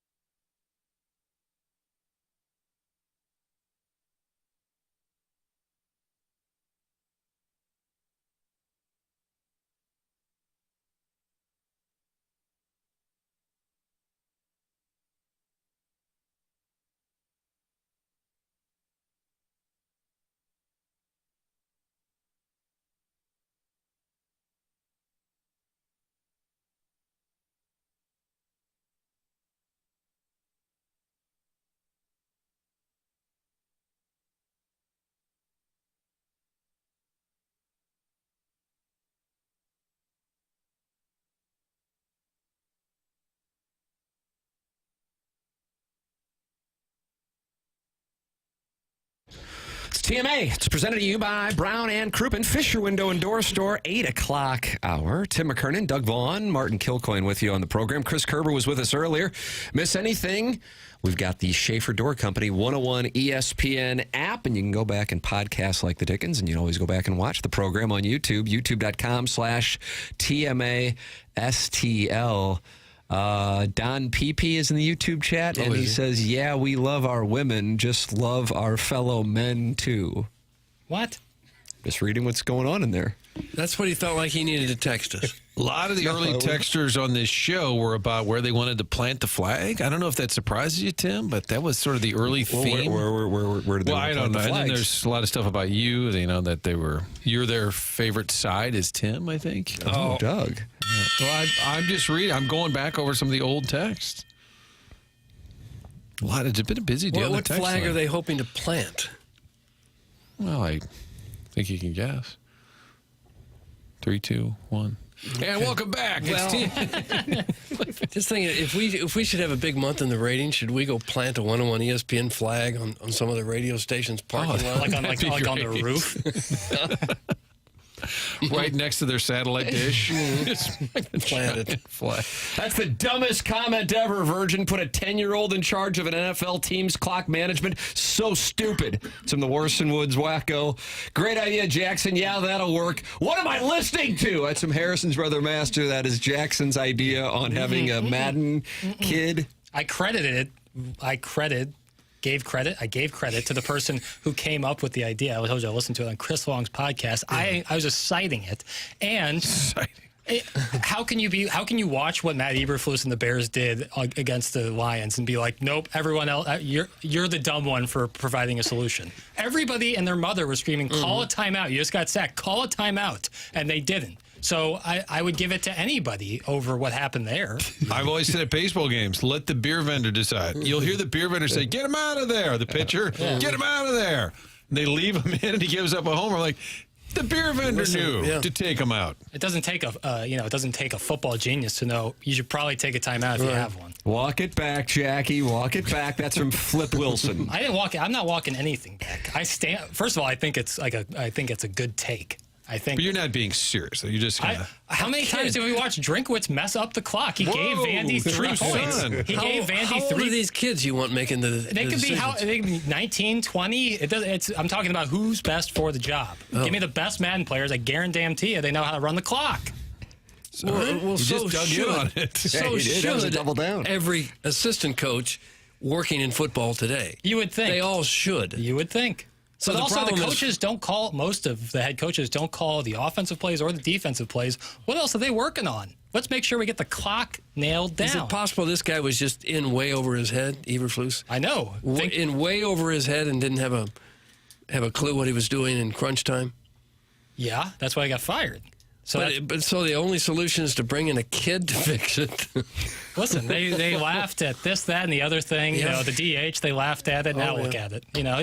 These things, progress sometimes is going to be met with shock. Jackson, I know we're clearing the deck on CTD. audio. This is big CTD. Clearing the deck. I would like to request audio for tomorrow. Our Cleveland banquet guy, can we see what he had to say about the Ohio State loss since he was irate with Will Howard after a win? I would love to know what he's saying after the Buckeyes melted down. So just clip and save if you want. I'll find that. And, the Browns are playing tonight right here on 101. Kurt will probably have it soon, but I'm just saying, And Sherman Kurt's pulling it. I mean, no offense. Yeah, this segment without a guest would be a good one to pepper with drops. Just an FYI. Thanks, that's from Big Tuft, and he's not happy with the lack of drops. Just wants 2-second drops over any content we might come up with. We all get choices every day. Yeah. We're all could you play just one? This is like a speech at the ESPYs. There's a crossroads. You can choose the dark path, which is so tempting. And you can choose the light path of just moving on and trying to better yourself. And I'll choose the latter. You're going to choose the latter. But boy, howdy, does the other side, the other path seem... You want to go after Big Tuft. I'd like to go after a couple people. Who do you want to go after? Oh, don't let me get started on the list. That's how I go down the path. The list? Do you have a mental list? Oh, there's a list. You look to plant the flag? No flag planting. Would it be a Ledoux flag? Good question. What time is it? What was your flag? Due time. Thank you. Yeah. Okay. What would my flag be? Probably just really pale. A pale flag. You couldn't even see it. That says surrender. Like you go to Home Depot and you just say, like, what color do you want? I just pull my sleeve up. All right, you're not going to play any drops at all? I would. Okay. You can't ask. People can't ask me questions or ask me to address things. And then also, I only have the two hands. Well, and we saw when I hugged you the other day, you are tethered. So I am you tethered. can't move very far. Okay. I had a question for Doug. Doug is taking questions? Well, no, I don't usually, but if it's My a good one. 13-year-old son the other day, we were going to shoot some baskets, and I said something. He goes, "Okay, bucko."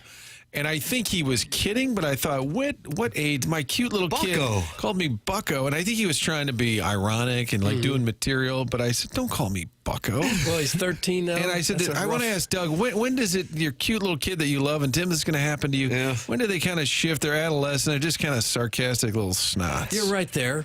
I'm right there. 6th, 7th grade. 7th and 8th grade is probably the 2 worst years of a human being for behavior. Well, we're right there. Oh, you're in the sweet spot. Yeah, Yeah. they're transitioning between kid and adult, and they've got all the answers, and that's really the rough area. You're right in the middle of it right now. Right That's how you know when you get called bucko. I just felt like I was on the text line and somebody didn't like my take, bucko. And he was trying to be funny, I think, but he also was kind of taking a chance that he could like put his dad in his place by condescending, calling him bucko. It's always comma bud. That's what every condescending tweet at me is always finished with comma bud. Oh, is that right? So bud would be worse than bucko. Yeah, bud's the worst. I'm scorned by that. So if it starts with and then it finishes comma bud. Oh yeah, nice take there, bud. Like it's so belittling. Did you take your son behind a woodshed after that? I did not. I said, why are you calling me buck? He goes, what? He goes, it's just a word. I said, I know, but I feel like you were trying to push the limits of disrespect. Oh. And we're not going to take it. We are not going to take that. You have to take it now. You do anything to a kid, you get arrested. And I punished him. He said, okay, we'll go to Cane's. I showed him. The Colonel is going to join us here in a matter of moments, brought to you by James Carlton. Mark Hanna is a longtime sponsor of TMA and the Tim McKernan Show podcast. Online at evergreenstl.com or give Mark a call at 314-889-0503. Everyone needs a financial advisor. It's just the way that it is, and I'm telling you, if you can learn that at a younger age, that is better. And if you give Mark a call, I have a feeling that when you get off the phone with him, you're going to feel even better, not only about your situation, but about working with somebody who truly cares and customizes each plan to the individual. It's not a one-size-fits-all plan. It's Mark Hanna, Evergreen Wealth Strategies, 314-889-0503. That's how you can call them or go online at evergreenstl.com. Mark Hanna offers securities through Equitable Advisors LLC, member FINRA and SIPC, and offers insurance and annuity products through Equitable Network LLC. Gabe DeArmond, presented to you by James Carlton, coming up next here on TMA on 101 ESPN.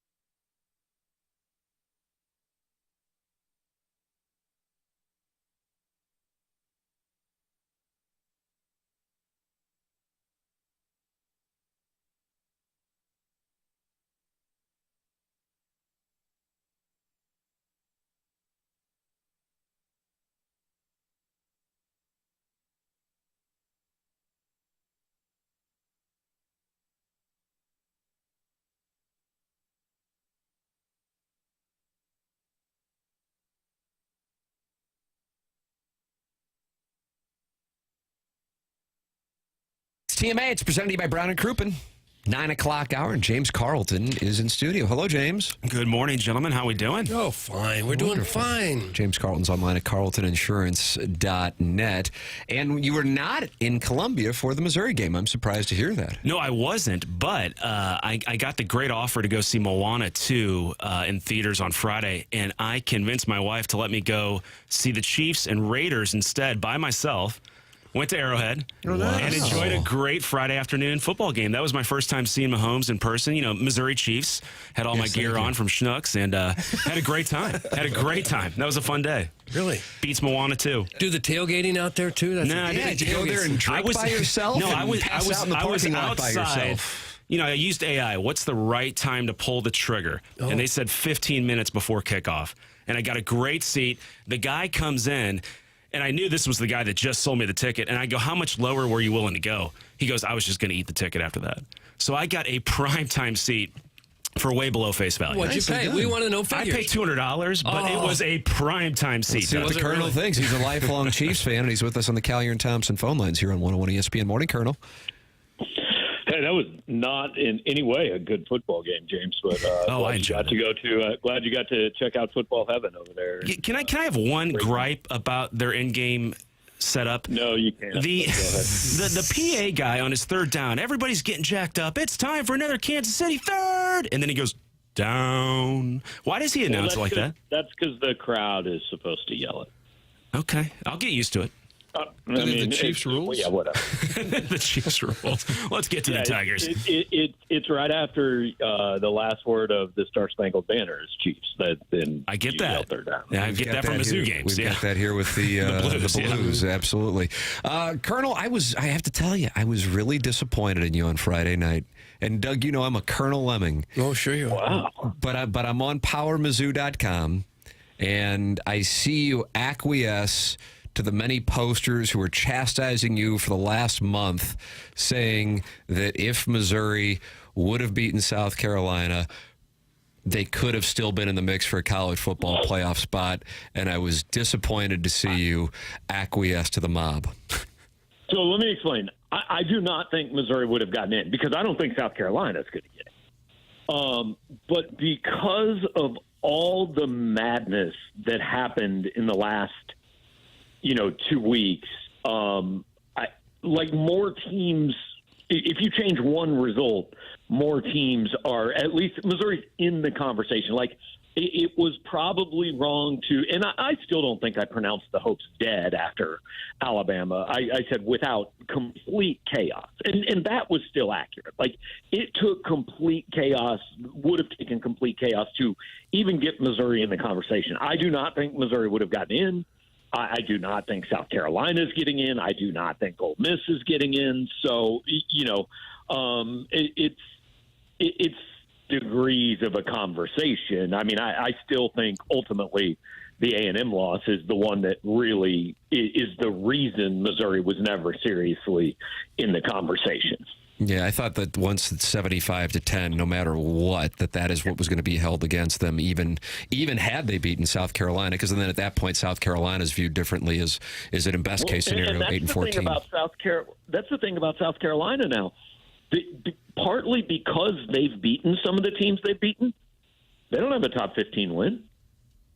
They've got 2 ranked wins, but A&M's no longer ranked. Missouri's 21st, 20th, whatever. So they don't really – they have some good wins, but because they won those games, they don't have wins they can hold up against Alabama beating Georgia and Tennessee beating Alabama. So you are of the opinion that if there is a spot open of Ole Miss, Alabama, and South Carolina, and are you including Miami in there, that Alabama gets the nod over those other 3? I would go Alabama because I think Miami's best win is what, Louisville, maybe, they're Miami or Florida or Louisville. I mean, if Louisville's 8-4 with a weird loss to Stanford, right? And so Miami beat Florida. They have a very Missouri-like resume. They have a couple of okay wins, and then they have a whole bunch of wins that are a lot closer than they should have been. And then they have, obviously the losses. Alabama's beaten Georgia. Like, they've shown to me if they get in the playoff, they can beat somebody else in that. But Miami hasn't shown me that. Ole Miss has shown me that, but they've also shown me they can lose to Kentucky, which I think is a disqualifier. And with South Carolina, to me, if South Carolina gets in, what you were saying is, we don't care about the first 2 months of the season. All we care about is the last 4 weeks. I mean, because nobody was talking about South Carolina at 5-3 as a team you needed to be paying any attention to. Yes, they beat A&M and beat Missouri and had a really nice last month, but they lost on the field to Alabama, and they lost on the field by 25 points to Ole Miss. There is zero way I can justify putting them in over either of those teams. I would be surprised if they got in. The one thing I would say with regard to head-to-head in the committee is that 2 weeks ago in the rankings, they had BYU behind SMU, and they both had the same record, despite the fact that BYU went to Dallas and beat SMU. Well, last week, I think it was very intentional. Alabama was 13, Ole Miss was 14, South Carolina was 15. I don't think that was an accident. Now, if you want to say South Carolina beating Clemson is more impressive than Alabama and Ole Miss winning their rivalry games, and that's going to jump in, I just don't agree. And I would be saying the same thing. I have a good friend who covers South Carolina, and he was kind of making the case for them, and I was making the case against them. And I said I'd feel the same way if it was Missouri. If you've got Missouri, A&M, and Alabama, and they're all kind of the same, well, you can't put Missouri in ahead of Alabama and A&M because they had their chance and they couldn't beat them. I agree with that principle. It's like when Notre Dame, I don't know, it was the game of the century, 1993, Charlie Ward, Florida State. Yeah. Notre Dame beat Florida State, but then they lost to Boston College in the final week of the season, and then Florida State went to the championship game ahead of Notre Dame. And I always thought, how in the hell is that possible when Notre Dame beat Florida State? So I agree, and that was the main reason for me not thinking Missouri could pass A&M or Alabama because of head-to-head. But I thought it was odd that the committee put BYU behind SMU with the same record, even though BYU had won at SMU. Let's talk about what happened with Missouri and Arkansas and the fitting way Brady Cook's career came to an end at Faurot Field and that final touchdown run. What stood out to you, perhaps behind the scenes, that you got to see or hear from Saturday afternoon in a game that I saw you writing about it? 9-3 feels a lot different than 8-4. It does, and I just thought, what a perfect way for that team to end the season. Like, the truth is, they were never as good as we hoped they were. They just, like, we wait every week, we would talk about, well, okay, where's the next gear? Well, there just wasn't a next gear. They kind of were the same speed from Boston College on. They were a tough team that won ugly, but they were not an elite football team, and Saturday was kind of the same, right? They did almost nothing in the first half. They looked like a team that I thought believed their quarterback couldn't throw a football. He was 3 for 6 for 26 yards in the first half, something like that. Then goes in, gets the ball with a minute left, and his coach sits on it and calls a timeout with 2 seconds left to allow him to get sacked. So that was all very strange.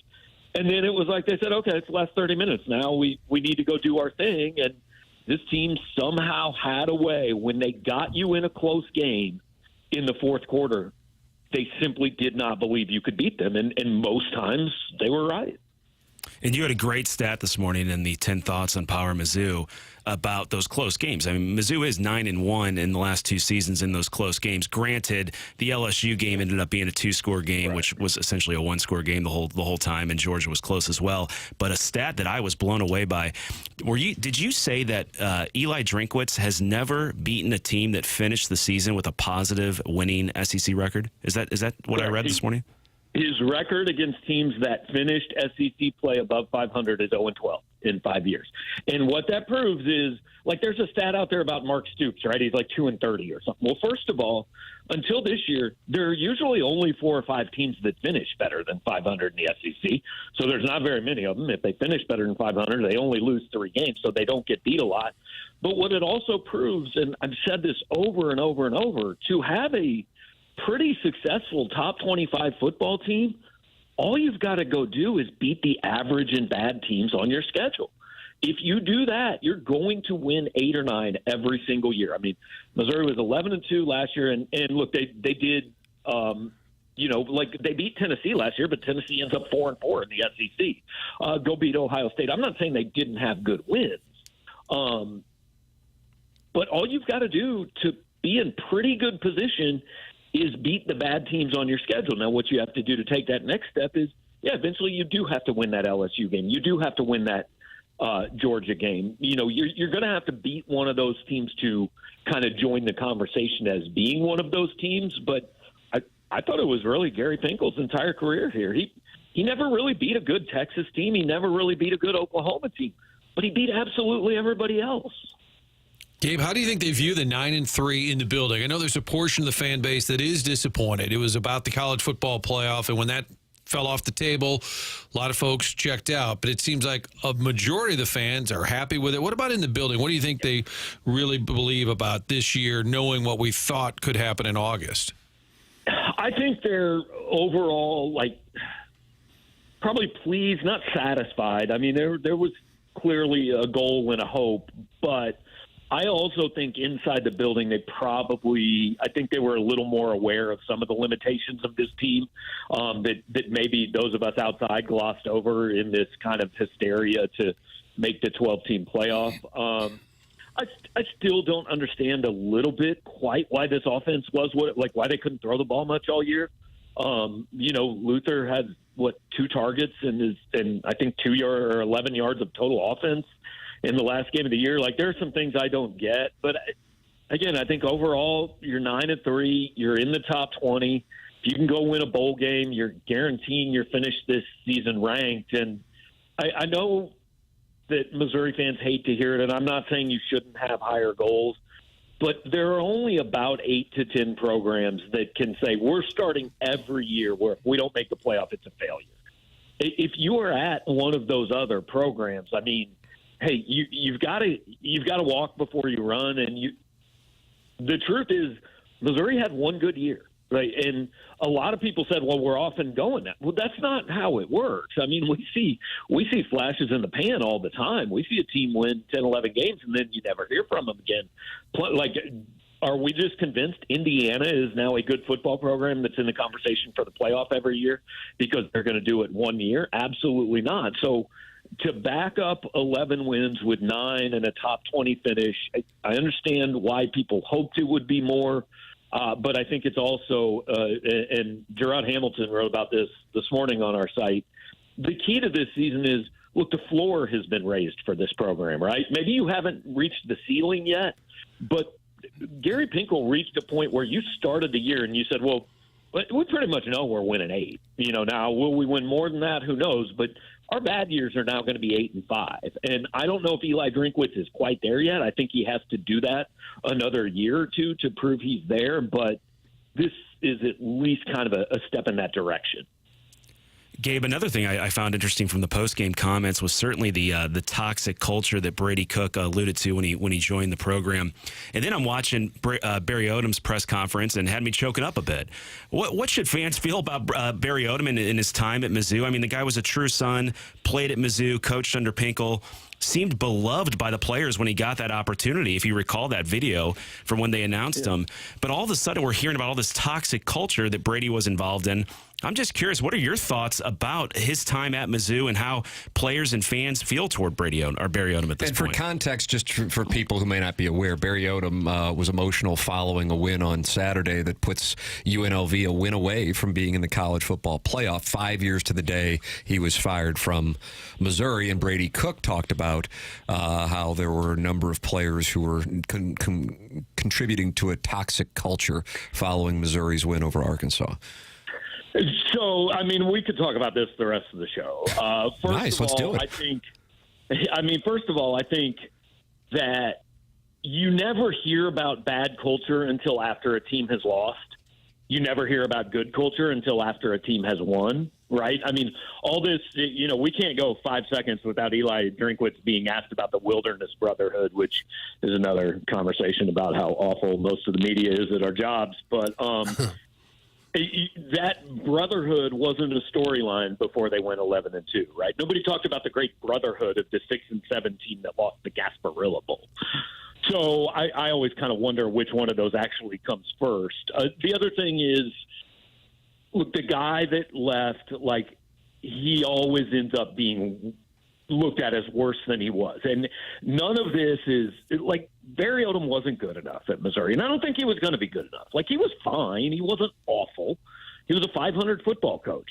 But what he didn't have in him, because Eli Drinkwitz was a 500 football coach for 3 years, what he didn't have in him is that next step that Eli now has shown he does have at Missouri. So none of it's saying Missouri made the wrong move or anything, but it's always so easy to go back and make the last guy look even worse than he actually was.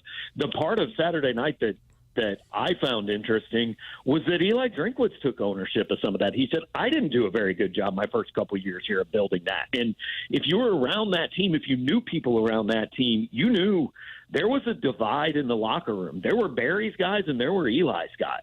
And that was not only not quashed by the head coach, I think it was fed into a little bit by the head coach. And I think that's what he meant by those comments. And again, this is not like Eli Drinkwitz has answered every question I've had. After 3 years, the reason I wasn't sold that Eli would get where he is today is because of some of those things the first couple of years. And he's a guy who had 1 year at App State.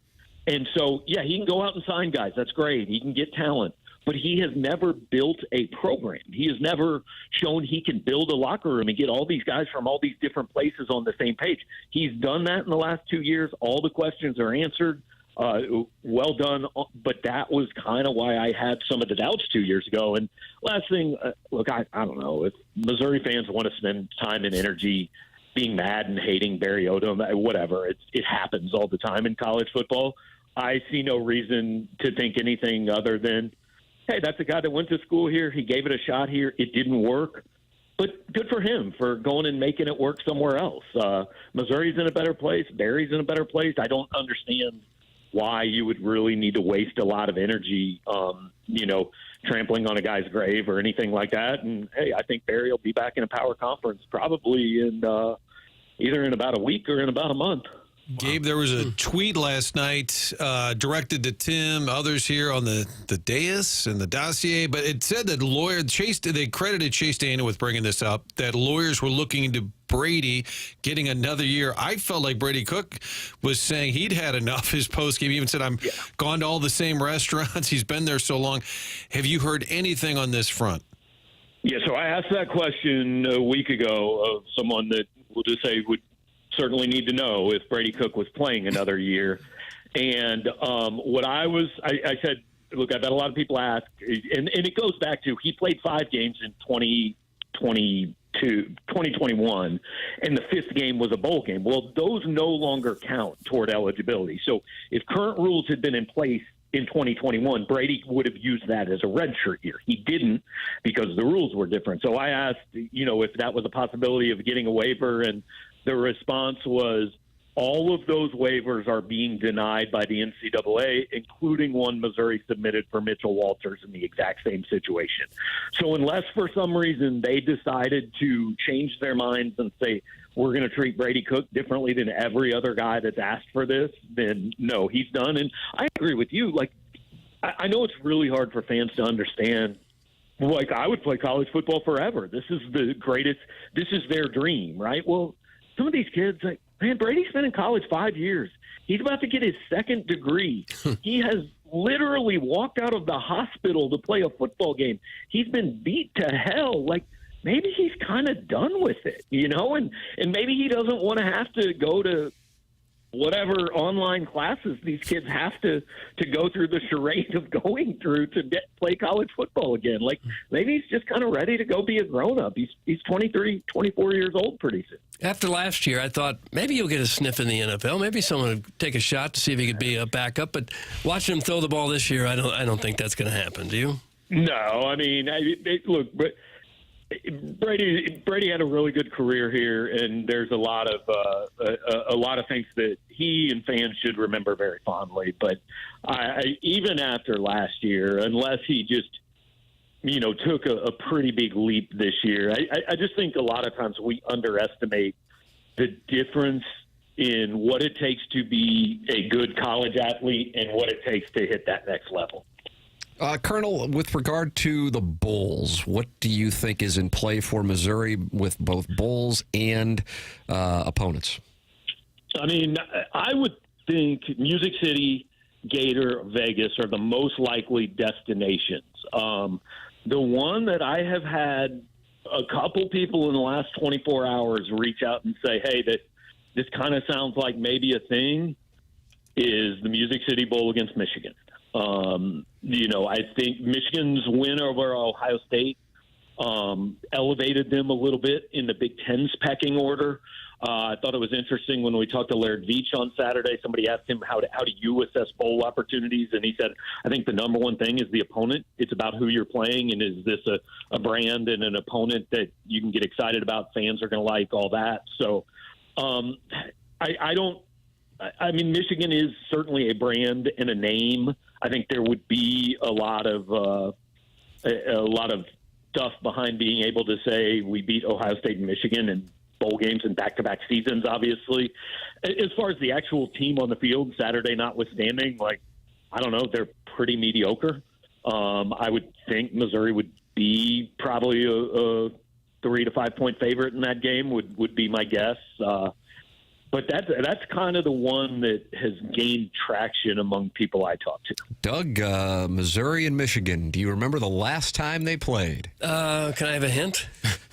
Before I was born. Okay, so that would have been, the 1940s? 1950s? You want a year? BT, I don't know the years, before Tim. Yeah, that's how things are known. And you were born what year? 76. I'll say 1975. Yes! Okay, see, that was easy. Look at that. That's how we do it with math. Are you going to bring your flag in case Mizzou wins? You can plant it in the middle of the field. The Mizzou flag. They've played 4 times, and they've never played anywhere but Ann Arbor. So that home and home deal is expiring. So the Colonel, I'd be intrigued by that. I mean, I never really care about bowl outcomes, but at least it'd be a program that we haven't seen Missouri play, and a brand name. There's also, I've seen a projection, I can't recall if it was ESPN, I think it was ESPN, saying Las Vegas Bowl against USC. So you got some brand names out there. Gator Bowl, possibly, if Miami were to not get into the college football playoff. Those are intriguing as far as brands. I'd certainly rather them play when it matters, but brand-wise, then you also have the possibility of like a Louisville or a Duke, and then you kind of go, oh boy, Yeah, no, Gator Bowl versus Miami, Vegas Bowl versus Colorado, especially if everybody plays, I think would be cool. Michigan, USC, again, they're brand names. That would be probably more fun from a college football history perspective than a this year's team perspective. Yeah. But, at least it's something different. And like we talked last week about playing Illinois. I don't know. They play Illinois all the time. They played Iowa before. I'd rather see something I haven't seen. And at Music City, you get people driving that don't have to fly to Tampa or, go to Florida. So I think you get Vegas, you get the appeal of Vegas, and then Music City, it's drivable. Hey, it's Nashville. I think in terms of selling tickets or getting some fans, those two, to me, would be top choices. Agreed. I think Nashville would be probably Missouri's top choice for that reason. Hey, Colonel, one final question for you. If you had to just throw $10 down, who would you pick to win the college football playoff national championship? Because I think you could make it in good faith, not feel like you're lighting your money on fire. Oregon, Texas, Georgia, Ohio State, Notre Dame, Penn State, Tennessee. I don't know if you can go beyond Alabama. Maybe they get on a heater. I don't know. I don't know if South Carolina gets in. I'd like them at plus 5,500 if they did. Who would you, if you had to? Because the one team I felt like I know is good is Ohio State, and then I saw that on Saturday. I'm like, okay, I don't know anything anymore. Well, I think Ohio State's the best team in the country. I don't know that I trust Ryan Day. It would be fascinating. Like, I'm not all that sure he's the coach at Ohio State next year, unless they win the national title. And even if they do, I think there are a lot of fans that go, yeah, fine, but it doesn't really count because, we can't even beat Michigan. No, I'm not even joking about that. So I think Ohio State's the best team. Their problem is with that loss, what they created is a situation where they now probably face Tennessee in the first round and then have to have a rematch with either Oregon or Penn State, whoever wins the Big Ten title game, because I think the Big Ten title game winner is probably the number 1 overall seed. So they made their road a lot tougher than it maybe would have been had they won on Saturday and been the 5 seed. Yeah, I think Ohio State's a hell of a team, but God, that surprised me, man. I think Notre Dame has a good chance to be the 5 seed now, which means you're probably looking Boise and then Arizona State, which hey, that's probably nothing's easy, but it's the easiest road you can get to the Final Four. That 5 spot is going to get a lot of conversation over the next few weeks. Colonel, always enjoy the conversation. Brought to you by James Carlton in studio with us here. It's Gabe DeArmond of PowerMizzou.com and the Callier and Thompson phone lines. Thank you, Gabe. All right, guys, have a good one. There it is. That's the Colonel, Gabriel P. DeArmond. James, you like to wager. I like to wager. If you had to put cash down on who wins the College Football Playoff National Championship at this moment, who are you putting your It's cash so on? interesting because I'm thinking maybe the best quarterbacks in college football going right now might not even make the playoff. Miami and South Carolina. Yeah.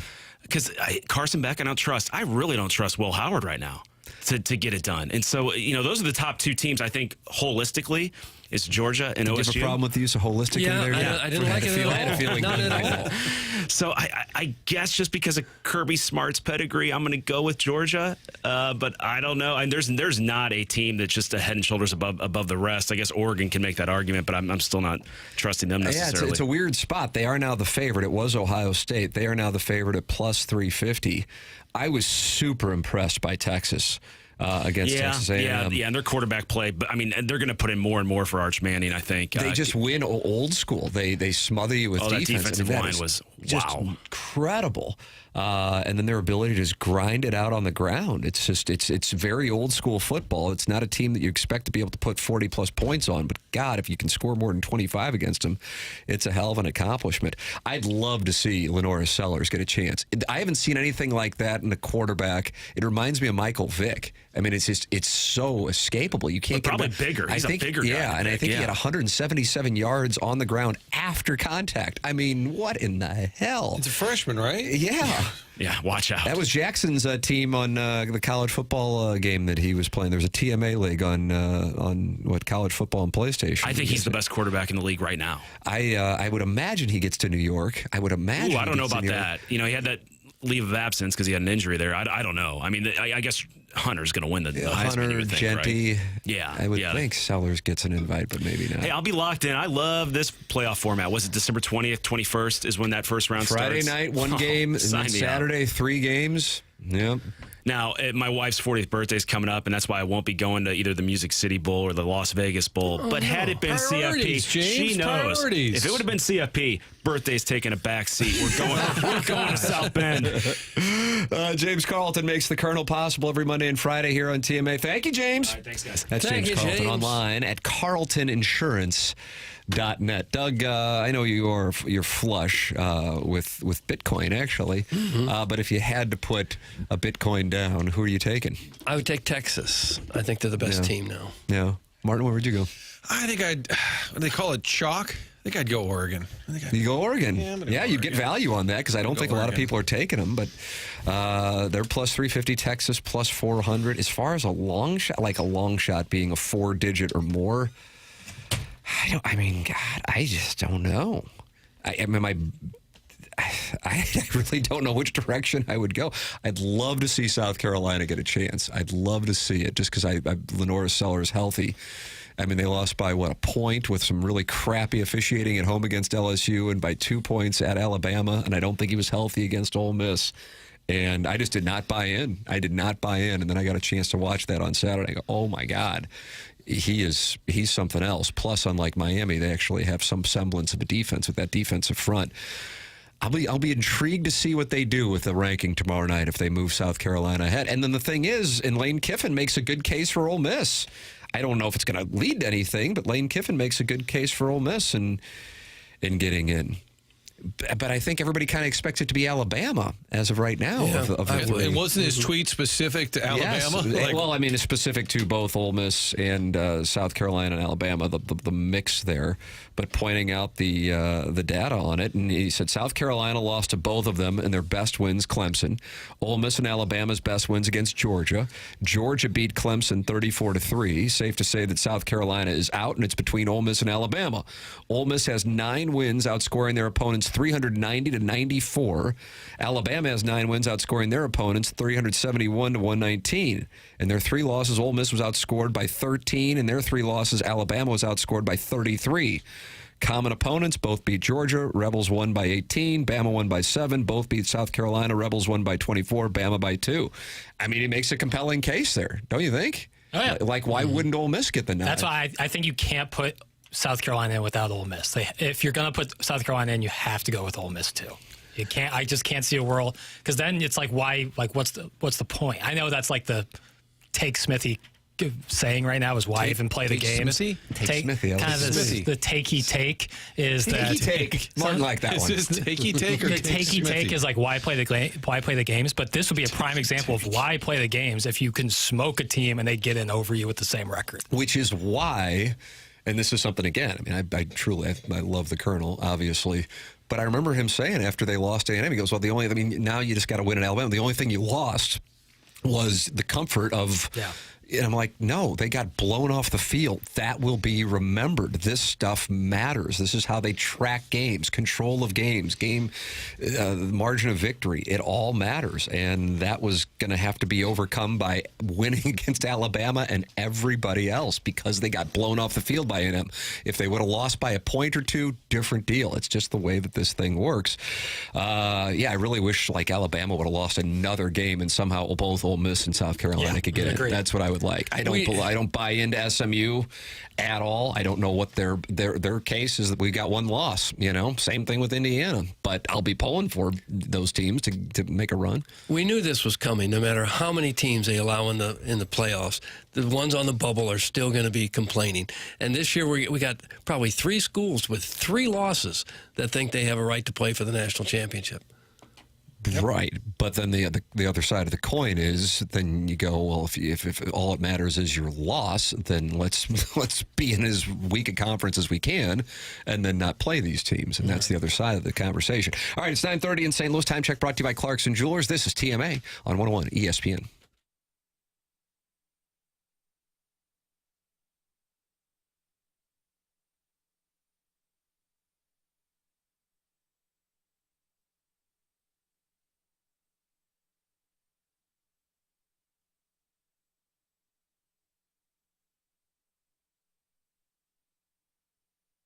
This is Tim McKernan for Aesthetic Design and Build. They've been building high-quality custom decks and outdoor living space now for over 30 years. Dan and his team have a showroom in Chesterfield Valley that I have visited, and I've gotten to know them.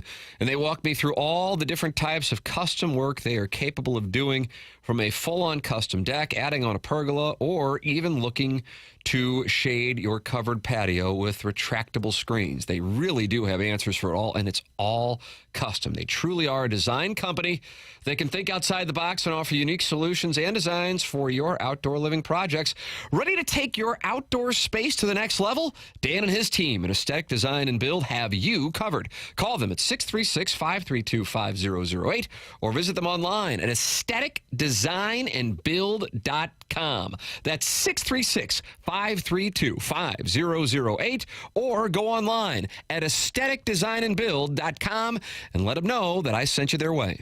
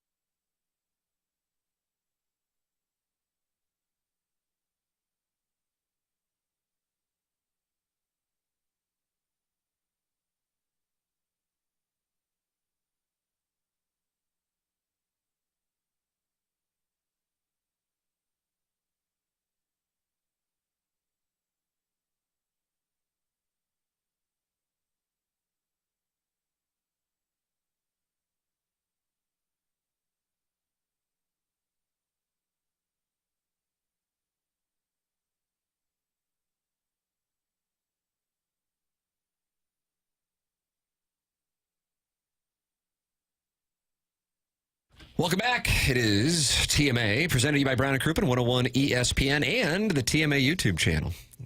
YouTube.com/TMA STL. Joined by Gabe Bjarmond in the previous segment, and by Chris Kerber in our Fisher Window and Door Store 8 o'clock hour. If you miss anything, you can always go back and podcast like the Dickens.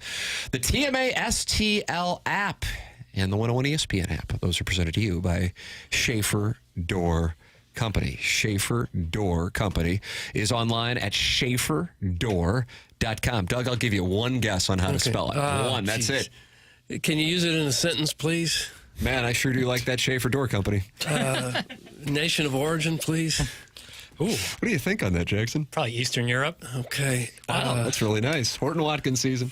What time is it? Schaefer. SCHAEFER. Yes! Schaefer. Okay, good. Schaeferdoor.com, and it's Monday morning. And if you had an issue with your garage door over the weekend, no problem. Jason Gosrow and his team at Schaefer Door set aside times on Monday morning to come out and take care of your door. Go to schaeferdoor.com, and they have a number set up just for our audience at 636-782-3608. They service all kinds of garage doors for service and new installs, and they service commercial doors as well. It's schaeferdoor.com. Schaefer Door, a Clopay master authorized dealer. The Colonel talked about the possibility of Missouri playing Colorado in the Las Vegas Bowl, and if they would, Deion Sanders said this about the way Colorado would handle a bowl game. Our kids are going to play in our bowl game because that's what we signed up to do, and we're going to finish. We're not going to tap out because that throws off the structure of next season.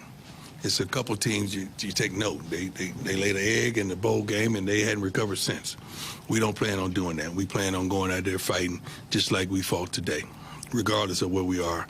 I wish we had say-so in the bowl because I want to go somewhere near that our fan base could get there economically, because I care about them just that much. I think we have one of the baddest mean best, fan bases in the country. I mean, they show up and show out. It was packed today. They're loud, they're boisterous, they're supportive, and I love them. I absolutely love them because I've seen it go from nothing to something. And I think we had a lot, we, not me, we had a lot to do with it, you all included, by the way you cover us, good or bad. I love that answer. Yeah. I like gets me fired up, and I love it. Wouldn't that be great if like teams did, take it seriously? Yes. Then I'd get into it. It'd be a whole different thing Right. if everyone played and everyone made it like a serious thing. Yeah. And all it takes is everybody kind of collectively buy in, because one team kind of being like, no, like doesn't matter. And I get that, but if everyone's got to buy in. Everyone's got to buy in. So if that's the case, if Missouri did play Colorado in the Las Vegas Bowl, and Colorado has everybody playing, including a guy where's Travis Hunter going to be drafted? Where's Shedeur Sanders going to be drafted? I mean, they're both going first round. That first round for sure. Just a matter of are they both going, top 10, 15? Yeah. Does Luther Burden then play? Or do you think we've seen Luther Burden for the last time? I tend to think that that Saturday was the last time we saw Luther Burden in a Mizzou uniform. Because what if you had Luther Burden matching up with... Right, because it sounds good on paper. I think you talk him into playing because they won't throw it to him anyway, so he won't get hurt. Right. So he's fine playing because you really won't see him involved in the game plan, so it's totally fun. It is interesting with Deion because he was such a me guy, and now he's all about the greater good. It's kind of interesting how he has matured in that sense. Colorado has one of the best traditions in college sports with Ralphie the Buffalo. I can't get enough of that. You like a live mascot? I like a live enormous mascot you like running Bevo? You like Bevo for Texas? The big cattle? But Ralphie actually runs around on the field. Yeah, they bring Bevo out. With guys scrambling to stay on the field and corralling back into the truck. Those poor. There's always that hint that he might just get loose. Those guys are on scholarship, too. They have scholarships. They're on scholarships, too? Yeah. No, I love that answer, and even the fan base keeping them in mind. I used to hate that about the NCAA tournament. Who's your favorite team? Oh, we're in the tournament. Oh, we're the 7th seed. We're playing in Boise.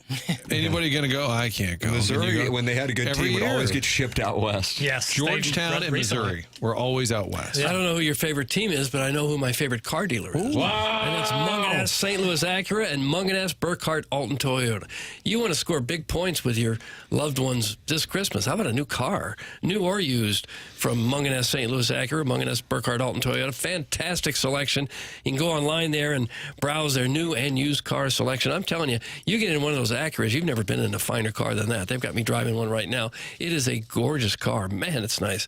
The MDX, love that Acura. Love all the Acuras, actually. And all the Toyotas. I have been a Toyota owner many times, and I can tell you that those are two brands that are just as reliable as anything on the road today. Also, great place to get your car fixed, whether you bought it there or not. They have a number straight to the muckety mucks, and I'd like you to write this down. 314-252-0029. You're not writing. You're not writing!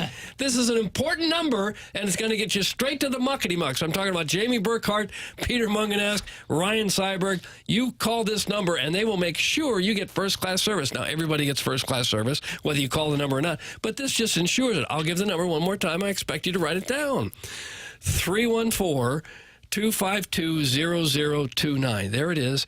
That makes them accessible to the listeners. You're going to want that. And now you're saying, what's their website? Okay, stlouisacura.com and altontoyota.com. There it is. Mungenask, sponsor of the 10 o'clock hour, which will have the Design, Air, Heating, and Cooling email today. Coming up at 10:45, the morning after at InsideSTL.com. Tim McKernan, Doug Vaughn, Martin Kilcoyne, Jackson Burkett, Chairman Kurt with you. This is TMA, and it's presented to you by Brown & Crouppen on 101 ESPN.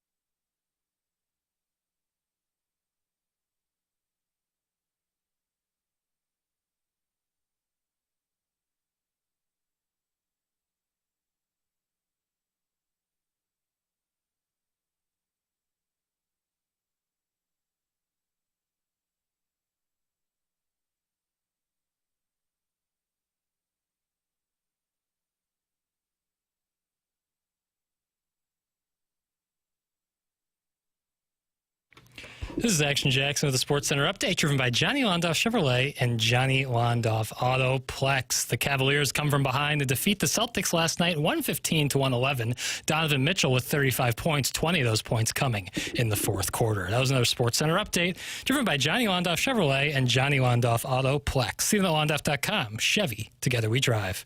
Are you kidding me?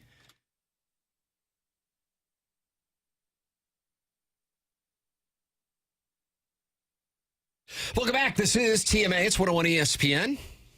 Tim McKernan, Doug Vaughn, Martin Kilcoyne, Jackson Burkett.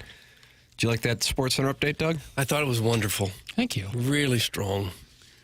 You know, among the best I've heard. Spida talked post-game about trusting the work. You know, sometimes the shots aren't going to fall, but if you're feeling good with the shot, Martin's they're looking rethinking good. the alliance right now internally. That's what's going on. I'm trying to decide if you're doing it as a shtick or if you really think people want to hear that. I'm trying to decide. Like, here's my thing. Because I'm pretty sure they don't. That's the thing. Is like, that was an unintentional spit take. I was enjoying a little. Doug, Was I was it enjoying. captured? I was enjoying. Yeah, Chairman Kurt, is there a gif of that? I was enjoying a little sippins, of a protein shake. Right. Okay. And Martin's delivery, I had a little spit take. See, that's the thing is people are like, well, do people want to hear? I don't like. Sometimes people need to be told what they need to hear. Oh, you know? oh my God! Latest. No, that's serious. Like sometimes, like people need like you gotta get in there and tell them, hey, you know what? This is important. Are the listeners deplorable? Are you a reporter or an activist? I am an analyst. You're an analyst? No, that's what the paper said about Tim. Sports analyst. Yeah, that's right. I thought he was a pervert. No, he's a sports analyst. Oh, Fox2Now.com called Tim McKernan a sports analyst. Oh, really? Yes, bucko. Yes, it's true. Bucko. Jackie, do you think we get a two-bid Valley, Drake, and Bradley looking frisky this year? Thanks. That's from Sniffing Holes. Now that people are talking Missouri Valley basketball. I didn't know what any of that just meant. No, I didn't either. I couldn't follow much of it. The Missouri Valley, I'll pay attention to them for like one weekend in March. Arch Madness. Yeah. Typical Libby Jack take, thinking he knows what's best for everybody. That's from the 618. No one cares about the NBA! That's from the 314. I know, you people have made yourself unbelievably clear about that. But that's not true. Thurman called into sports radio for about 20 years straight. Hey, Frank, man, do you think the NBA would work here? And then like a week later, Thurman would call in, hey, Frank, I was just wondering, man, do you think the NBA will work here? Oh, my gosh, that is a terrific thought.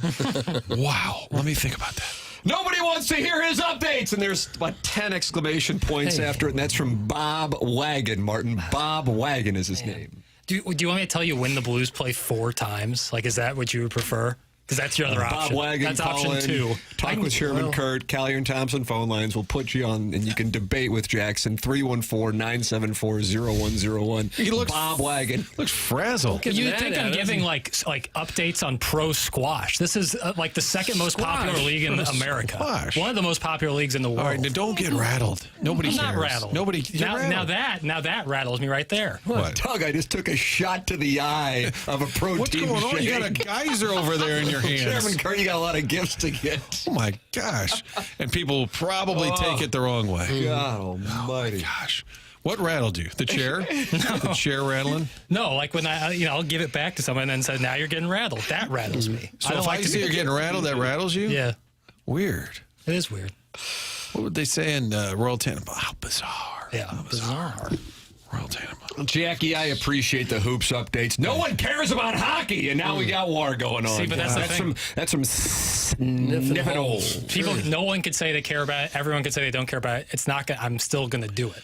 I have to get. It's like cathartic. If I don't do it, I will explode. Much like Tim's protein shake. Well, could you do that on your own time? Over my chest. No, Give I don't have my own show. Even when you're not on the air? Not yet. No, I did. I did like your Twitter uniform take last night.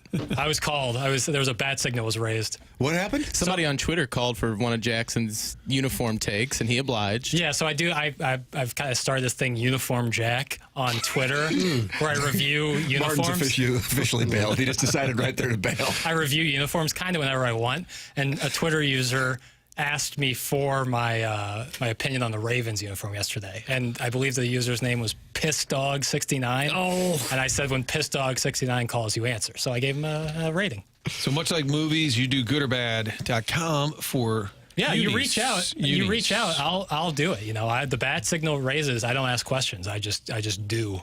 Would your basketball passion not include co-host Josh Schertz hosting a game tonight amid the snowflakes? The Billikens are at home tonight. Yeah, we have big snowflakes falling here in Creve Coeur, Missouri, as we speak. At 9:51. Flurry going. Yeah, they're playing Jackson State, your school, buddy. That's right. That's right. Deion Sanders, we just talked about, used to be a coach at Jackson State. And then Mizzou has the ACC SEC Challenge. You're thinking Duke? Or are you thinking North Carolina? Oh, it's Cal. Right. Cal. That's right. ACC Cal. That's fun. At the Mizzou Arena tomorrow night. Dennis Gates, a Cal Bear, was he not? Oh, that's a great call. I didn't even think of that. Good time. That's a good TV nugget for 8 seconds. That'll be a VO. Yeah, I just gave you a little piece there. Cal just belongs in the Atlantic Coast Conference. If you stand on your tiptoes, you can almost see the Atlantic Ocean from Berkeley. I looked down and said, why are they playing Cal? And it said SEC, ACC Challenge. Yeah, not necessarily like a team you would think when you think ACC Challenge, but we'll take it. Cares. Cal Golden Bears. Shooter McGavin is not happy with Sniffin' Holes' take that nobody cares about hockey, and he says Sniffin' Holes swims in a T-shirt. That's from Shooter McGavin. Oh, is that because he's heavy set? That's a tough look. I gotta be honest. Swims in a T-shirt. Because you think it's a good cover it up, but if you wear a white T-shirt, it'll immediately become see-through. And it's even worse. It accentuates the man breast at some point. It makes it worse. Just go raw dog. Doug, the supple man breasts. It feels like a hotel dad, like at the hotel pool with the kids. Or maybe dad comes down, he's having a few drinks, but he doesn't really want to show off the wares. Kids in the pool. Yeah, he finally gets in, but he's got the shirt on. Maybe you have an open sore and you shouldn't be in the pool and you're trying to hide that. You always bring that up. What is up your thinking about these open sores? I don't run into a lot of people with you have a friend with staff? It happens. Although I do see old people always having Band-Aids on their forearms and the back of their hands, like at all times.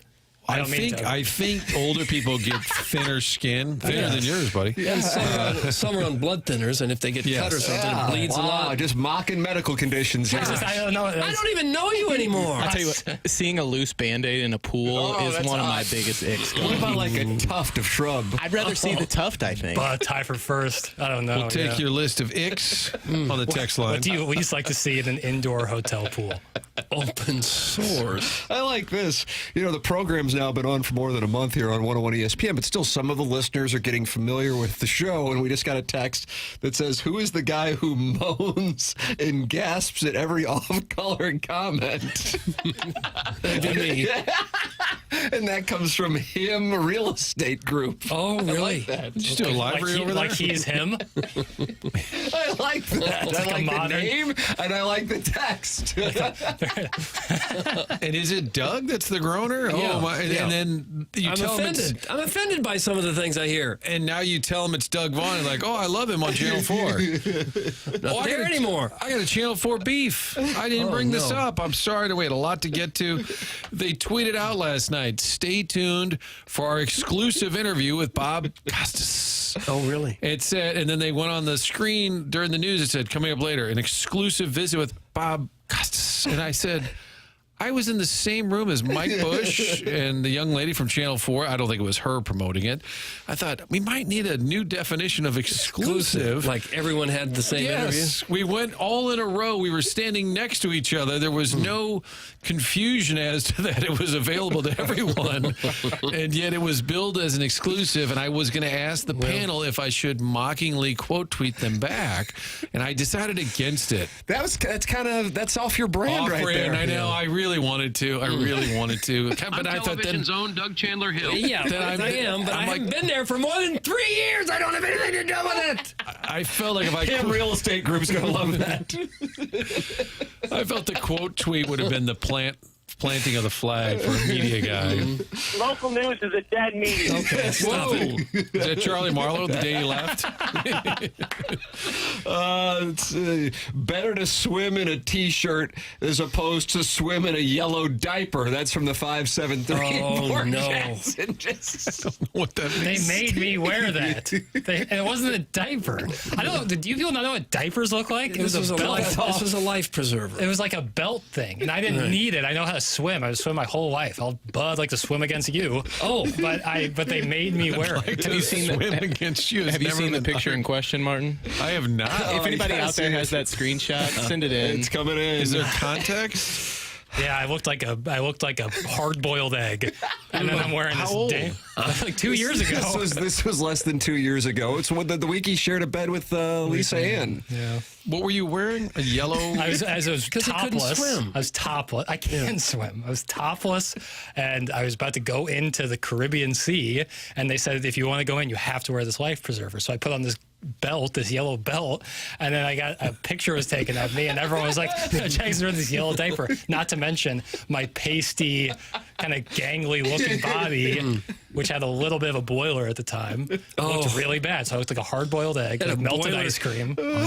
Was there any chance that anybody else from the show was going to take that dive, or was Hell that no. you? That was Not at all. No. Not a soul. But Jackson was the good new employee, and he said, I'll do it. And little did he know that photo would be used against him more than 2 years later. It's a real unfortunate thing. Hey, guys, Him Real Estate is the early leader for Texter of the Month. Thanks. That's some big tough. People are on board with Him Real Estate. Is it H-I-M? Him? Yeah, it's a pronoun. Like I'm him? It's kind of offensive. It's like Travis Hunter Realty. Like this is kind of odd. I like it though. What about they? Them. They Real Estate. Martin, why don't you tell us about Design Air Heating and Cooling? We got that email today. Showdown coming up at 10:45 between Buck Swope and a JV golf coach. Perfect time to talk about your HVAC, your furnace, because the snow is coming down. Man, it was cold out the door the last couple of days. It's a splash of winter. I know it's going to warm up Wednesday just briefly, then it's back to being cold. Make sure that furnace is running properly. Get the tune-up, get the checkup with our friends at Design Air, a company that's been around since 1904. We're talking 4 generations. Seth Goldcamp and the team, longest-running TMA supporter, advertiser of this show. What they pride themselves on is those technicians come out, are there to fix the furnace. They're not there to sell you something. When you need a repair, it's a little stressful. If the furnace, the heat's not working properly, you get a little stressed out. You don't need the added pressure of someone trying to sell you something. That's why they train their team to get in there and fix it right. Website's the easiest way to get that online scheduling. Go to designair.com. Designair.com for all those heating and cooling needs when that rolls around again. For right now, it's all about the furnace. Make sure it's running properly. You can choose Design Air Heating and Cooling online, designair.com. Well, we've got breaking news here from a St. Louis Blues executive, and it's generous executive Mike Caruso, who sent a gif of Michael Corleone just looking like he is about to do some work to me, Martin, and Doug. It's like he's lining up someone to whack us. And he's not happy about the discussion here, and you have to wonder who this is directed toward, because who is going to get the ire of generous executive Mike Caruso? Probably someone who doesn't care much for hockey, I would think. I know. This is always my biggest fear. Yeah. Is that you would alienate a generous executive of the St. Louis Blues? Well, the Blues would be like, so you're born off your orange shirt doesn't like hockey? Turns to the monitor behind him every time. I noticed that. I'm like, Jackson, I'm talking to you about you, and I don't know if you realize it because you're watching Pacers-Grizzlies highlights. Well, I also wanted to point out he turns every time he does an update to see who the Blues are playing. I'm like, I think you could lock it. You could lock it to memory. I've been scorned by that before. You can lock it to memory. They're playing Winnipeg tomorrow. Douglas, what's the schedule? They've got Calgary on Thursday. Yeah, and then Edmonton, and then Vancouver. Yeah. But you got that Taylor Swift blocking up hotel rooms. That's right. We've covered a lot of ground. We did. All right, Martin, you have a thing coming up at 10 o'clock, I do. I got more onboarding, outboarding. Still onboarding. We have the Design Air Heating and Cooling email today at 10:45. Jackson has his weekend wrap-up series of questions. This is TMA on 101 ESPN, presented to you by Brown & Crouppen.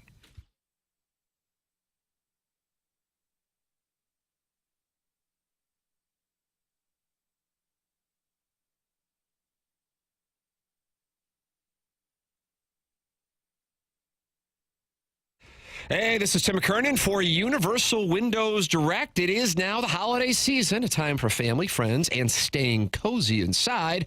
But if your home is drafty, it's hard to stay comfortable. And with all of the gift giving happening this time of year, why don't you give yourself the gift of lower energy bills with new windows from Universal Windows Direct? If you act right now, for every 2 windows you buy, you get 2 free. There is no limit. Buy 4, get 4. Buy 20, get 20. Plus, Universal is offering 0% financing for 60 months. That's 5 years of interest-free payments. And every window is backed by a true lifetime warranty, which means coverage for as long as you own your home and an additional 20 years for the next homeowner. Don't wait. Make sure your home is ready for the winter and the holidays. Call Universal Windows Direct today at 314-334-2522 to schedule your free in-home estimate, or visit uwd.com. Like me, you'll be saying, I love my windows.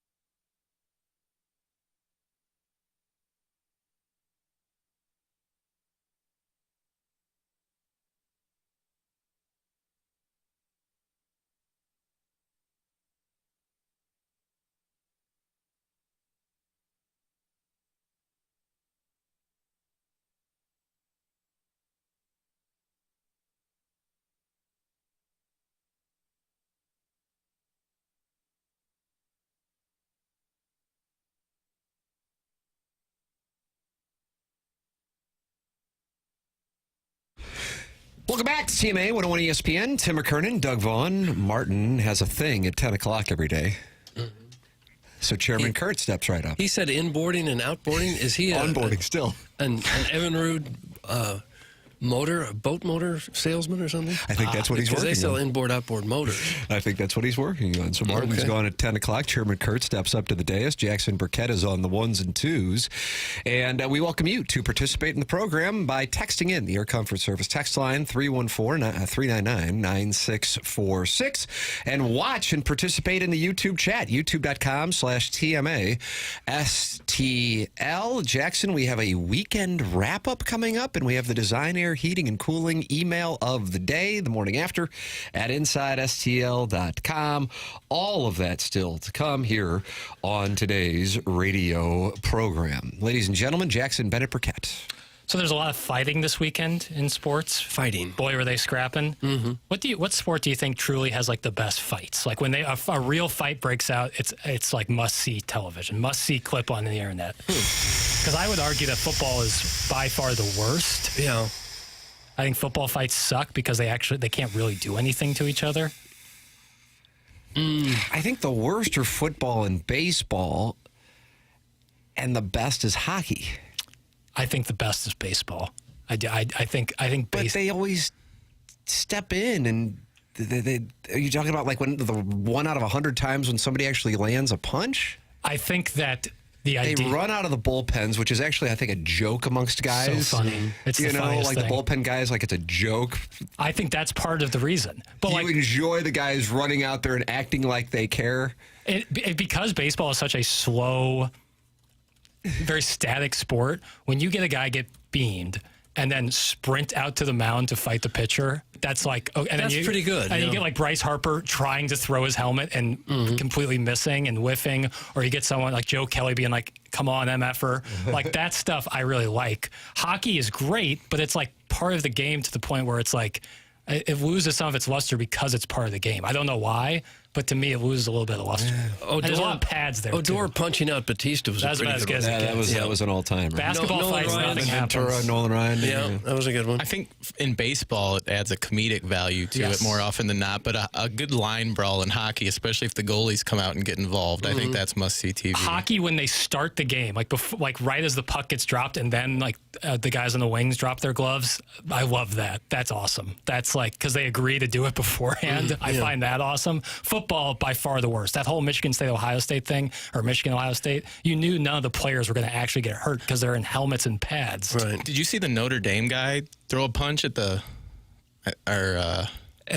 defensive tackle? Yeah, hit him in the helmet. Punching a guy with a helmet and a face mask on, I'll never it understand. doesn't make a lot of sense. That's why it's the worst. Baseball's the worst. Someone suspend Jackson. Says hockey's the worst. The one that actually allows a fight. Get Chaser Rivers on the line stat. This guy's just trolling at this point. That's from Scuba Linneman, Doug. I said football was the worst. I didn't say hockey was the worst. I didn't say that at all. You need to see it live, Jackie boy. That's from the 636. This idea that you can have a different take. It's just my opinion. I like baseball fights because I think they're so dumb. I think that they almost all the fights are fired up there. You're pouring kerosene on when you bring every player eligible onto the field of play. Could you imagine a game of football or basketball where some fight breaks out and everybody on the sidelines sprints towards the fight? It's kind of the way it was with the flag planting. Yeah, exactly. We saw what happened there. It just doesn't work. Somebody's going to get tear gassed. Yeah, exactly. It's a terrible thing for baseball, but it does make it funny. How about UFC fights? You like those? That's a combat sport. But do you like those? No. You don't like the UFC? Not particularly. What do you have against UFC? Where can I start? Wow, what's going on now, Doug? It looks like we just lit a fire and I didn't even know the it. actual fighting I like is pretty cool. The mixed martial arts stuff. What is it that you don't like then? Because that's what the sport is. The pomp and the circumstance around it. The P and the C. How about when a guy gets kicked in the head and he's totally unconscious, and the guy, they still don't call it. The guy's got to jump on top of him. Herb Dean! I like him. Hit him 5 more times in the head while he's down. I like some elements of UFC. I find it utterly disgusting that they have all those fights before the main card and you're fighting on top of other people's blood. I find that to be disgusting. And I've seen some fights where guys intentionally bleed on each other. That's vile. Yeah. But do they clean it up after it's better than boxing? Fights? No, they get out don't. there with a mop there's dry blood everywhere. Oh, it's nasty. But there's some parts I enjoy. Hey, bud, less talky, more droppy. Yeah, all right. You might get what you wish for. That's from Ernie Bjorkman. Okay. I like Ernie Bjorkman. I think he's doing it. He just hates Joe Rogan and Donald Trump. That's what this is about. That's from the 314. Is that what it is? You're telling on yourself by saying that because I never said that. But is that correct? I didn't say. I have no comment. The guy said I had no more talkie, so no more talkie for Jackie. Yeah. How do you like it now? No more talkie. Can't have the best of both worlds. Can't give me the... Unbelievable. We're getting at this crossroads. I was listening to the Best Of show on Friday, and Libby Jack didn't even play drops. Do you even know your audience? That's from Marsha's Burner. Clearly not. All I talk about is the NBA and left-wing policies, apparently. Well, don't let him get in your kitchen. But do let Collier and Thompson get in your kitchen. Here in the 9th round, Doug, and they're now going to try to finish him off in the 10th. I think Collier and Thompson are the only people you need in your kitchen. There you go. Because they will turn your kitchen into a showplace. Collier and Thompson is your go-to source for every design consideration. They carry the best cabinets, appliances, countertops. When Collier and Thompson walks away from a job, you will be super happy and have a remodel that lasts a lifetime. They want you to be happy, and they'll make sure they do, that you are. Service and quality is their #1 priority. If something does happen, maybe a door comes off a hinge or something, old Matthew, the service manager and appliance installer, will get back out there and make it right. Collier and Thompson never cuts corners. Almost everything with Collier and Thompson is right there in-house. You don't need to go to 5, 7, or 8 different places to remodel your one room. With Collier and Thompson, the countertops, appliances, the lighting, the flooring, hardware, plumbing, all right there in-house, and they have specialists who do these jobs. They have technicians and carpenters and plumbers that have been with them for many, many years, know exactly what they're doing. The business has been around since the 1950s, so you know they got to be good. It's just a great investment in your home to make it look its absolute best. Collier & Thompson is on Manchester and Baldwin next to Uncle Bill's Pancake House. Collier & Thompson, come home to quality online at collierandthompson.com. Sponsor of our phone lines here on TMA is Collier & Thompson, 314-974-01. 01. That's Collier and Thompson. Tim McKernan, Doug Vaughn, Chairman Kurt, Jackson Burkett with you. This is the Morning After, presented to you by Brown and Crouppen, Munganess, St. Louis Acura, Munganess, Burkhardt, Alton, Toyota, 10 o'clock hour here on 101 ESPN and on YouTube, youtube.com/TMASTL.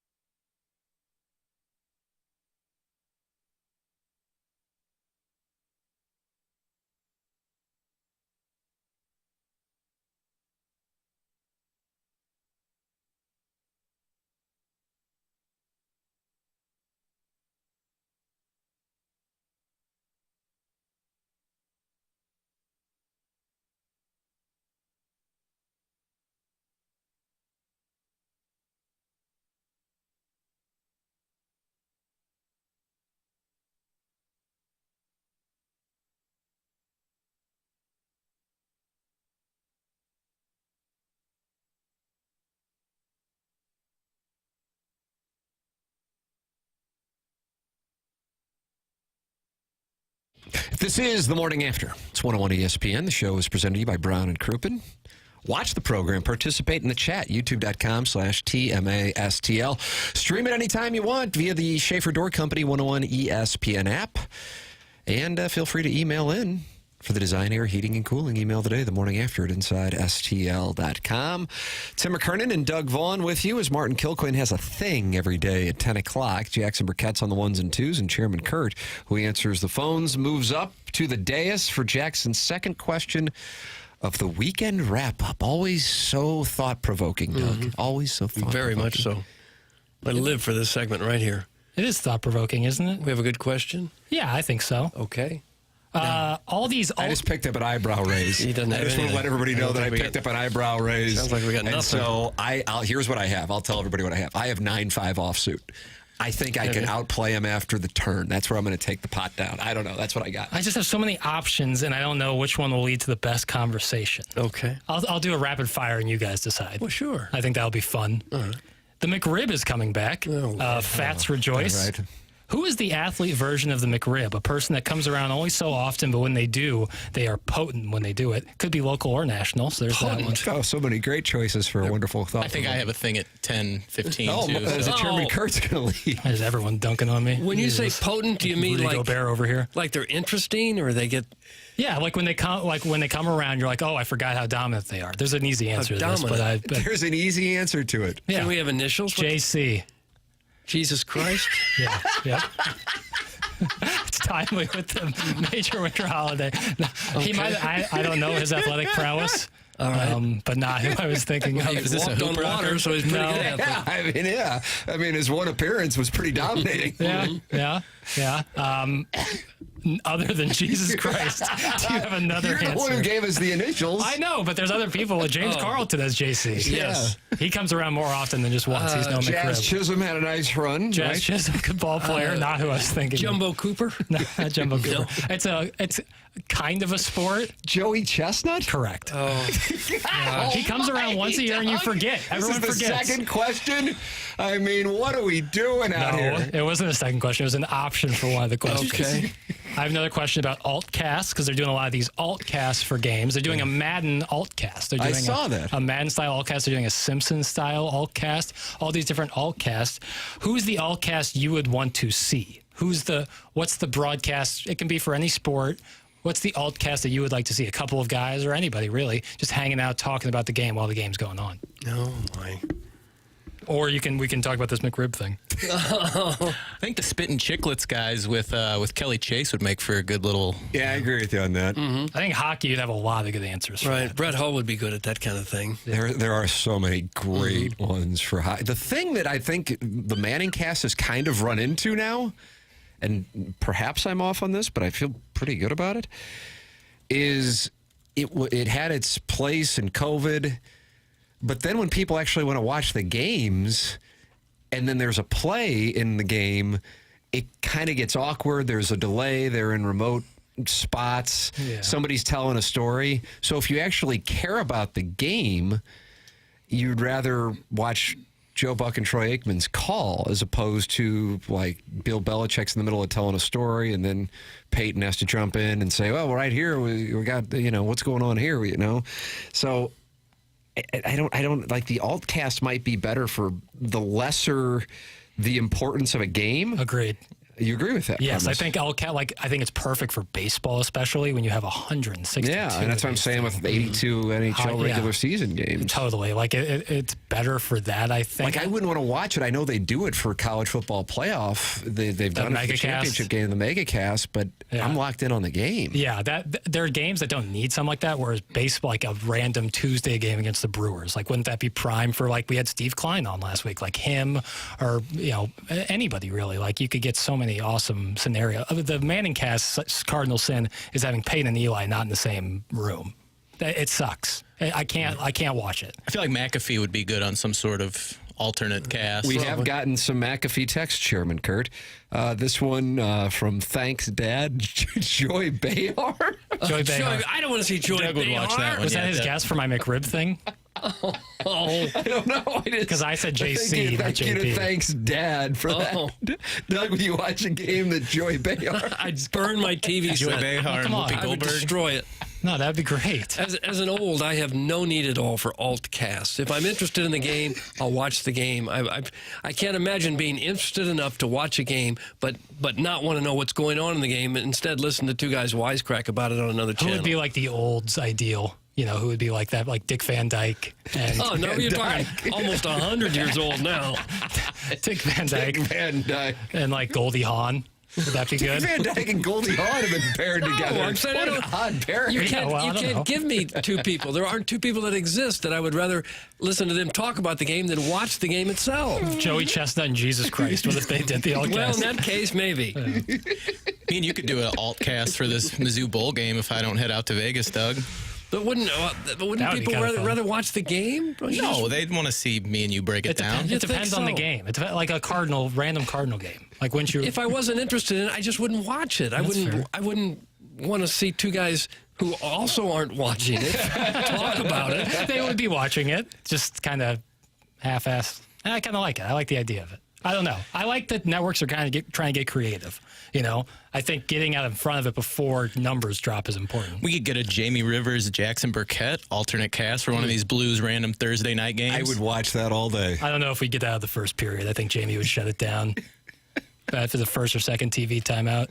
I've always kind of enjoyed it when the Cardinals have rotating analysts. That doesn't bother me at all. Yeah. It doesn't have to be the same guy all the time. I like that, I like too. other people coming in, hearing what they have to say.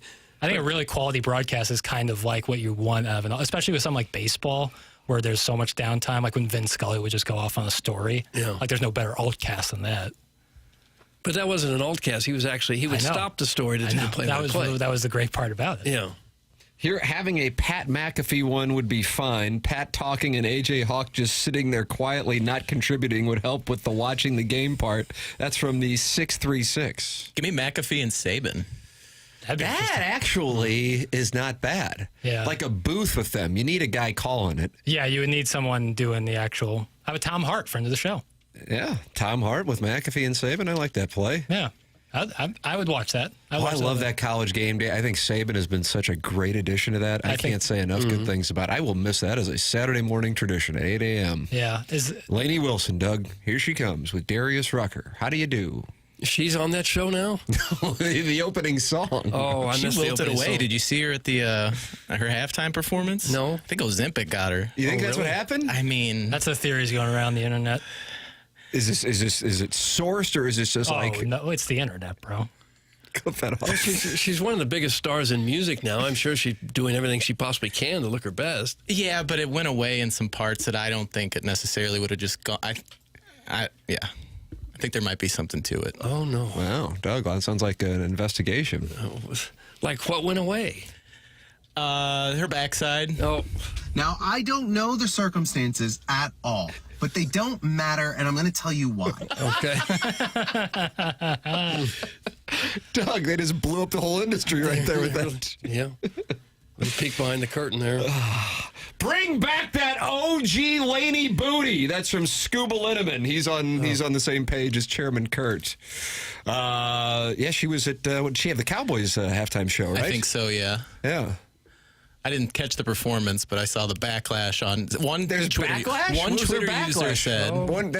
One Twitter user say. Was it Piss Dog 69 who called me about the uniforms? I think it was him. Yeah, but yeah, I saw some people speculating. What was their backlash about? Nah, I was making a joke about the backlash, but just people talking about her butt. Yeah, just she's wilting away. What could it be that she's just getting in shape? You're so damn naive. You like chunky women, do you? Zoftig? Va-va-va-voom? It's a case-to-case basis. Okay. Yellowstone Laney forever. That's from Southside Donnie. Is Doug's ass as good as people say? Oh, for heaven's sakes. That's why you got to have the drops, Jackson. That's right. Lainey Wilson is on Ozempic like 66% of this audience. That's in the Crystal City Clam Hammer. I hear it's expensive. That's the number? 66% of the audience is on Ozempic? That would mean they're Is well that a healed. data point? Or should be. I think it's expensive. Maybe they should be. It's expensive stuff. Is it really? I think so. I think it depends if you like actually need it or if you're looking to, They trim down your ass. They won't give you the prescription if you don't need it. You have to be, I think, a certain body weight, fat to body ratio. I don't know. They won't just give it to you because you want it. Yeah. All right. Fair enough. Guys, do you think Lainey Wilson is into 50-something guys with a paunch? That's from Chairman Steve in Wildwood. He won the Milagro Tequila Listener of the Year in 2023, and he's wondering if she could be into him as a 50-something gentleman with a paunch. I would say probably so. Probably, I don't know why she wouldn't. If she has a choice of every man in the world right now, I think Steve would be right up there. As the Milagro Tequila Listener of the Year, I would say that is absolutely live. Mug and Ass 10 o'clock hour here on 101 ESPN, StLouisAcura.com and AltonToyota.com. That's Jamie Burkhardt and Peter Munganess. And then in the service department, that's Ryan Seiberg. Last week, I had a notification pop up on the car I got from Munganess St. Louis Acura, just a standard oil maintenance notification, and immediately Jamie texted me and put me in touch with Ryan Seiberg, and now I'm set to get taken care of out there. And that's the way that they work. Their accessibility at Munganess St. Louis Acura and Munganess Burkhardt Alton Toyota for our audience is second to none. So much so that they send out a number that you can call or text anytime you have a question or a request. And that number is as follows: 314-252-0029. That's 314-252-0029. That's Munganess St. Louis Acura, Munganess Burkhardt, Alton Toyota online at stlouisacura.com and altontoyota.com. Here comes something. It's just this Lainey Wilson discussion from the Cowboys game has really activated the audience. I was locked in on the return of Locktober. I don't know about you guys, but that's what I was worried about. Drew Lock and the Giants, they're having quite a little season. The New York football franchises are having quite a year. Guys, none of the whales in Cottleville can afford Ozempic. That's from Sniffin' Holes. Lainey Wilson is with former Steelers quarterback Duck Hodges. Did you know that, Doug? No, I didn't.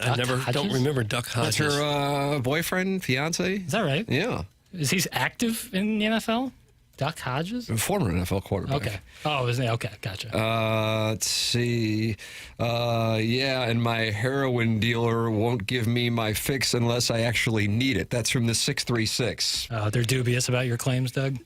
$1,500 per month for the special pill. That's from the 314. And that's if you can get the prescription. It's $1,500 per month? Oh, I don't know. I'm not on it that to sounds know. like the number I've heard. Really? Yeah. Man, people are dropping some money. Because insurance won't pay because it's cosmetic? Is that the deal? I don't know. But I don't think you can get it just for cosmetics. It's a diabetes medicine. Yeah, right. So I don't know if you can get it just for cosmetics. I don't know. And 66% of our audience is spending $1,500 a month on Ozempic. That's the data? I guess. Crystal City Clam. Well healed, man. I don't know what they're doing. Yeah, this is disposable income. Yeah, it's true. Laney lost that dump truck, and it's a travesty. That's from Hoosier Daddy. No, I wouldn't think so.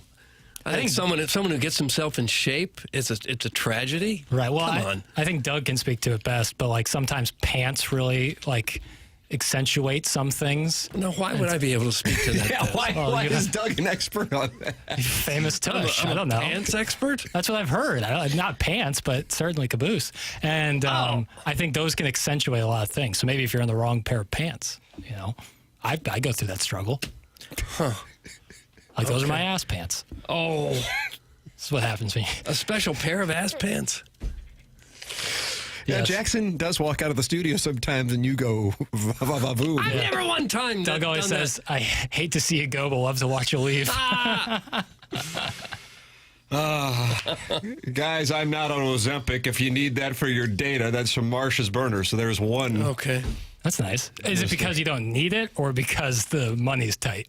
Because either way, we're not going to judge. My husband pays $25 a week after insurance and coupons from his doctor. That's from the 618. So that's $100 a month. That wouldn't be horrible. Yeah, $1,500 It'd be well worth it if you're 100 pounds overweight. Might save your life. Yeah, but $18K a year out of pocket, man. Yeah. I told you what my arthritis medicine was when I was on my Channel 4 insurance. I was taking arthritis medicine, Humira, and it was after insurance $5 a month. Nice. I thought nothing of it. Went on Medicare, and I'm not kidding now. Went on Medicare, it became $5,000 a month. Ooh, value. That's a little different. $5,000. I said to the doctor, I'm not taking it anymore. He said, no, I wouldn't either. I said, well, why did you prescribe it in the first place? Your medical grievances are welcome. Yes. 314-974-0101. $5,000. And if you don't have insurance, it's $7,000 a month. Oof. What a scam. An absolute scam. American healthcare system, man. We'll talk more about the American healthcare system in the second half of the Munganess St. Louis Acura, Munganess Burkhardt. Marsh's Burger says, health insurance, humble brag. This Marsh's Burner's having a big day, just like him, real estate. That's my guy. Papal Conclave just got thrown on its head with this hidden real estate. Hope he signed up. The Morning After at InsideSTL.com is how you can email into the program. This is TMA, presented to you by Brown and Crouppen on 101 ESPN.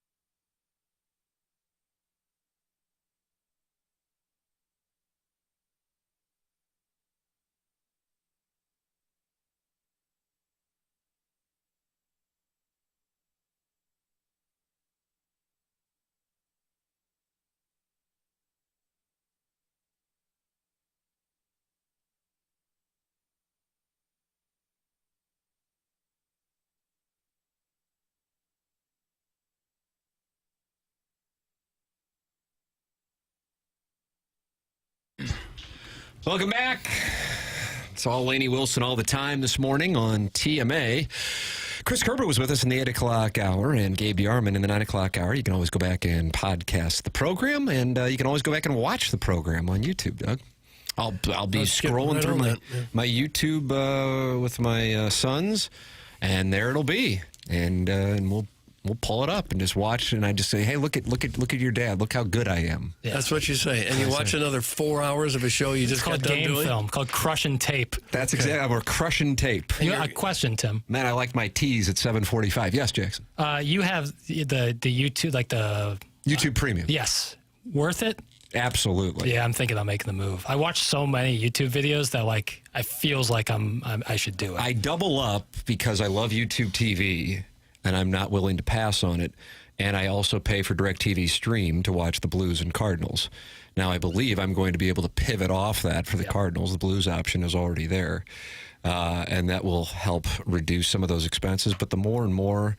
I mean, every month, don't you get an email every month saying that this app, take your pick of whatever app, has gone up in price? Yes. Isn't it? I mean, it's every month. Yep. I'm in awe of it. Yeah, I know. They're just counting on people not to cancel it. Yeah, exactly. That's the business model. That's the thing with Peacock and the NFL games, or Amazon Prime with the NFL games. It's like you're going to sign up for this. You think you're only going to do it for the one playoff game in the NFL, and then you keep you keep getting that recurring billing. How do you do? Same thing happened to me right now with Brazzers.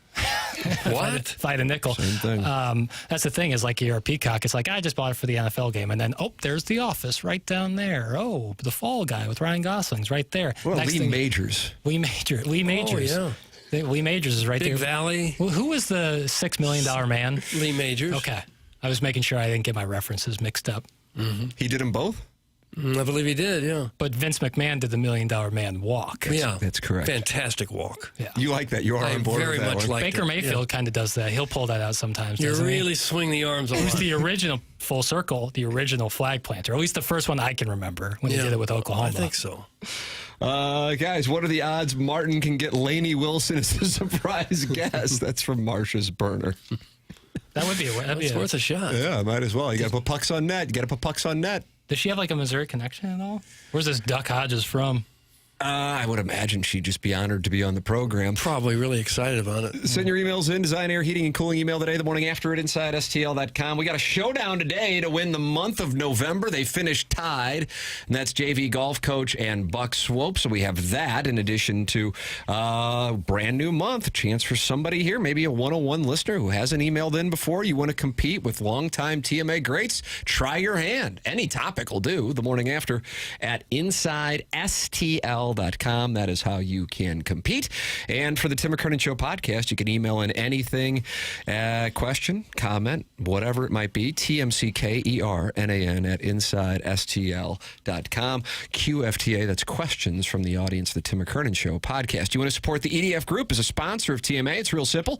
Do you have a fire extinguisher where you work? The answer is yes, you certainly do. So please email the EDF Group at fire@theedfgroup.com so a technician can come out and explain to your team how the EDF Group can save your company money. Again, that email address is fire@theedfgroup.com.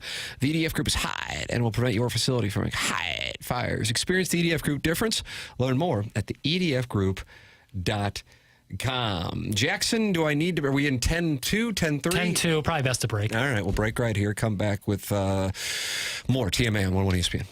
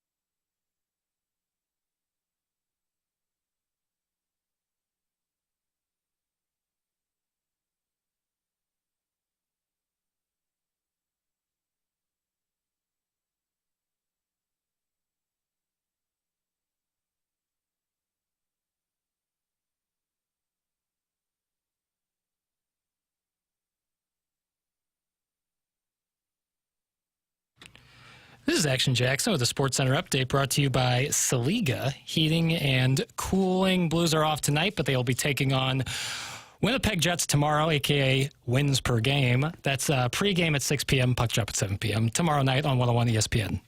That was another Sports Center update brought to you by Saliga Heating and Cooling, an independent American Standard heating and air conditioning dealer.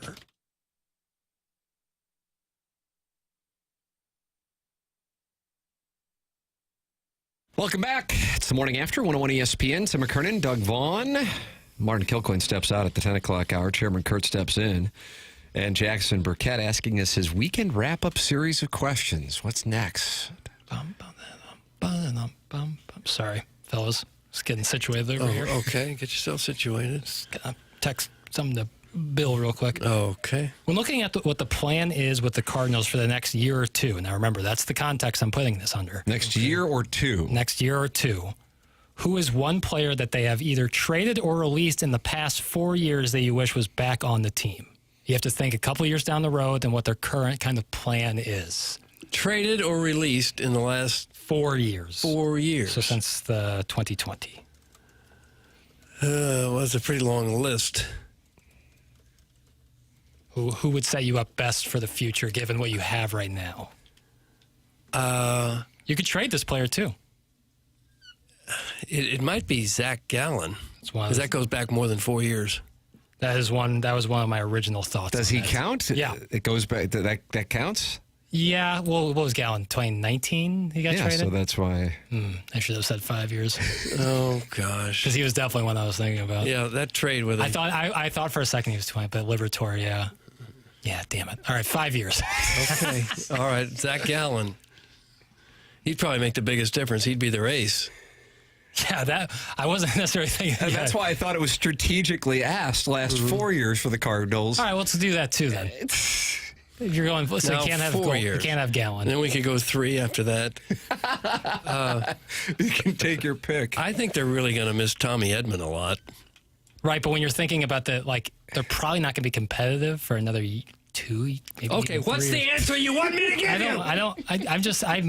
You brought up a name and I'm giving my thoughts. Okay. Let me ask you this. Was this question actually typed out? Yes. Was it really? Oh, yeah. I'm going to fold. I believe him. Yeah. I believe him. It was written out. But, is it one of my best questions? I don't know. It's not bad. I don't know. I mean, anything that had to follow the McRib question was going to look like somebody following George Carlin. Joey Chestnut was the right answer, though. That's just the right answer. Freddie Freeman, a little bit, but he's had too good of a main Did career. my 6-year-old granddaughter write these questions today? That's from Chairman Steve in Wildwood. Nope. 26-year-old college-educated man wrote them. Right. New Sports talk management. show host changes take rules guy. That's from Pensacola Porpoise. More changing the parameters, doing some goalpost moving, which is a mainstay of sports radio. Yeah. Let's just go back to Joy Payar. That's from Thanks, Dad. Just like people's thoughts. Just an FYI, the Gallen trade was 2017. Oh, really? So All right, we'll go back 7 or 8 years. Yeah. That's the answer you were looking for. We'll go back 8 years. You can have anybody from the last 8 years. Okay. Who would you want back? You can bring back Ozuna. Lord knows they need left field help. Yeah. Bring back Ozuna. Well, I think Dex, sexy Dexy. Ace of the staff would be the number one guy if we can go back 7 years. Who's that young player who they burn way too early? Johan Oviedo. Let's bring in Johan Oviedo. It actually might be someone you want back. O'Neill had a big year for the Red Sox, but I'm not sure you can count on him. I'm good on that. This guy sucks. No, I don't. No, you don't. No, you don't. Thank you. That's it. Time to stick pale in the Art House Theater at Frontenac for a Wes Anderson marathon. That's from Carlos Sounds Spicy. great. Seats are a little uncomfortable, but the seats at Plaza Frontenac. No. When are they going to redo those seats? Just a brief airing of grievances. I'm glad that actually this came up. People in movie theaters, Carlos Spicy winner. Just because they have recliner seats, this is not your home. The people are They're getting too comfortable? What are they doing? They're bringing blankets from home. Gross. Really? Gross. Why would that be gross? What do you mean, why is that gross? You're going to put your Just a blanket? It's a chair that How is it different than a coat or something? 1,000, at least in the last month, asses have been on. You're going to bring... Oh, well, maybe they wash it when they get home. But that's too much. 1,000 asses have been on your blanket at home? No, what but kind the of chair at the operation are you movie hosting? theater... Well, listen, what I do in the comfort of my own home is my business. What about a pillow? Can you bring a pillow to this setup? Even grosser. The same with people who bring down the airplane. If you're bringing blankets or pillows from home, that is your intimate sleeping accessories. Do not bring that to a public forum. You can change out a pillowcase pretty easy. And then they're too comfortable being on their phone during the movie, talking to the person next to them. This is not how things are done. Do you ever take your own pillow when you go on a road trip? Like, not necessarily. I absolutely do. For the hotel. Super hot. Yeah. Another thing that's just a big turn on for my wife. Yeah, I mean, when I break out my pillows. That's different. It really shows you can adapt to just about anything. Rough and tumble. Right. The greatest generation would be so proud. Oh, yeah. Oh, what are you packing up for? Yeah. I got to go on a trip to Las Vegas, and the pillows just aren't Tempur-Pedic enough for me. Well, we need you to get good sleep. Thank you. If it's an extended stay, if you're staying there more than 3 nights. Got the World Series of Poker. Yeah, that's like, what, 2-week You venture? can't deal with the pillows that are there. Not if I'm going to check raise you on the turn. Well, I also sleep on my face, so I'm like the bacteria. I prefer it to be my own. Oh, because again, my face is just against bring it. your own pillowcase. Then you don't have to take the whole that's pillow. an idea. That's an idea. Yeah, You're look at this Doug. He's so fixing likely to things. lose that though, and then you have one pillow that's not in the set. And you got to buy a whole new set. It's a whole thing. Just bring the pillow. You're not gonna forget a pillow. You'll forget a pillowcase. Well, you wouldn't need a big blanket if your home was heated with Design Air heating and cooling, because they're going to keep it at that perfect temperature for you, whatever that might be. It varies for different people. They'll show you how to do it at Design Air Heating and Cooling. Seth Goldcamp or one of his people will come right out to your house and get you taken care of, as they've done for me and Tim and lots of people on the show. I've had them out a couple times. And you know what else they do? They put on little booties when they come into your house. They do everything, and they do it just right. They are also the longest-running TMA sponsor and advertiser on the show. That's Design Air Heating and Cooling, been around since 1904. I like to say aught. Yeah, I like that. They're best known for their honesty and going above and beyond, and I can attest for that, for what they've done for my house. Maybe you haven't gotten your furnace maintained very well in the past, and now that the cold air is here, you're turning it on, and you go, oops, this is not right. We should be warmer than this. We shouldn't have to set it at 85 degrees to get a little warmth in here. Well, have Seth out to your house, and he will take great care of you. You can go to their website and find that out find the information at designair.com. That's Design Air with an E at the end, designair.com for all of your heating and cooling needs. Choose Design Air Heating and Cooling. They're simply the best in town. Again, the website, designair.com. It's designairservice.com. Design Air Heating and Cooling. And Doug, Martin, and I are all clients. They're the sponsor of the email today. It's coming your way next. This is The Morning After, presented to you by Brown and Crouppen on 101 ESPN and the TMA STL YouTube channel.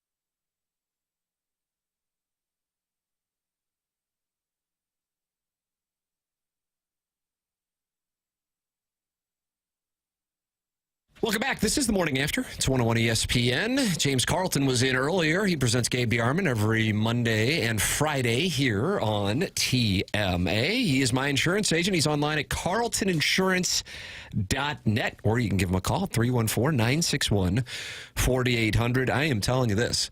It is worth giving him a call because, number one, you call right now. Literally right now. Somebody in the office in Webster Grove is going to pick up the phone. And on top of that, they are going to do everything they can to save you money. The emails I have gotten from listeners over the years, since I made the switch personally to James Carlton and started endorsing him on TMA, been amazing. God, it's got to be close to 100 emails at this point of people going, I didn't realize I could save this much money on my insurance. It's worth it. Make the call. Save yourself some money. 314-961-4800. Or go online at carltoninsurance.net. If your insurance costs a leg and an arm, call James Carlton, State Farm. Ladies and gentlemen, it's time for the Design, Air, Heating, and Cooling email of the day. Doug, here's the state of play. You like when somebody says, here's the state of play? I don't mind it, I guess. Buck Swope and JV golf coach finished in a tie in November. Mm-hmm. Now they can win both today's email of the day and also November, but if you're going to vote for somebody other than Swope or JV golf coach, you also have to pick between the two of them. Okay. Because we got two different categories we're giving away here today. Well, sure. Thanksgiving, a love story. After turkey and gravy, we were both tired, but in his khakis, he inspired. He lays on his tummy, I rub his back down to his buttocks, smack, smack, smack. Okay. He's like a muscle car powered by a Hemi. I finish with a blast, staring at his Emmy. That's from Promiscuous Paul. Didn't care for it. I thought Semi was going to come up somewhere there. Promiscuous I would have lost money on it. Not sure what that has to do with sports.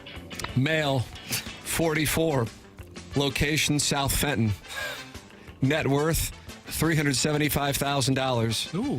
Body count 4 females, 37 dads. Oh. This is the listeners introducing themselves to it. Okay. Hey guys, I was at Thanksgiving at my in-laws' house when it hit me. I had to make number 2. It was right in the middle of our make number 2. Do not say make number 2. It was right in the middle of our meal, and I didn't want to be rude. I looked to my left and saw my niece, Beamer, picking her nose. I then looked to my right and saw my nephew, Diesel, rubbing sweet potatoes on his hammocks. It appeared their parents were paying them no mind, almost as if there was a wall separating their table from ours. My mind said, wait until after dinner, but I was already dilated 7 centimeters. Oh. Dilated? Guys are dilated? You crown a little. Maybe the tradesman's hole? But I was already dilated 7 centimeters, and the U-log in my colon had already crowned. Okay, so that's I've heard about enough. I've heard about enough. This is the filtered file. I'm in the filtered file, right? Yep, that's right. I slowly stood up, held my phone up to my ear like a busy little busman, and walked over to the bathroom. I made it. I nested the sun gun and pulled down my pant, but hark, it was dead quiet. We don't need this. That's a good term. The only thing separating the log dungeon from my wife's family Thanksgiving table was a plantation pocket door with vented slats. Those are nice. It was almost as if they were waiting to hear if I was going to make tinkle or stinkle. Okay, that's enough. Those like the shutter doors at the Abercrombie. What's that? Doug used to model at Abercrombie's.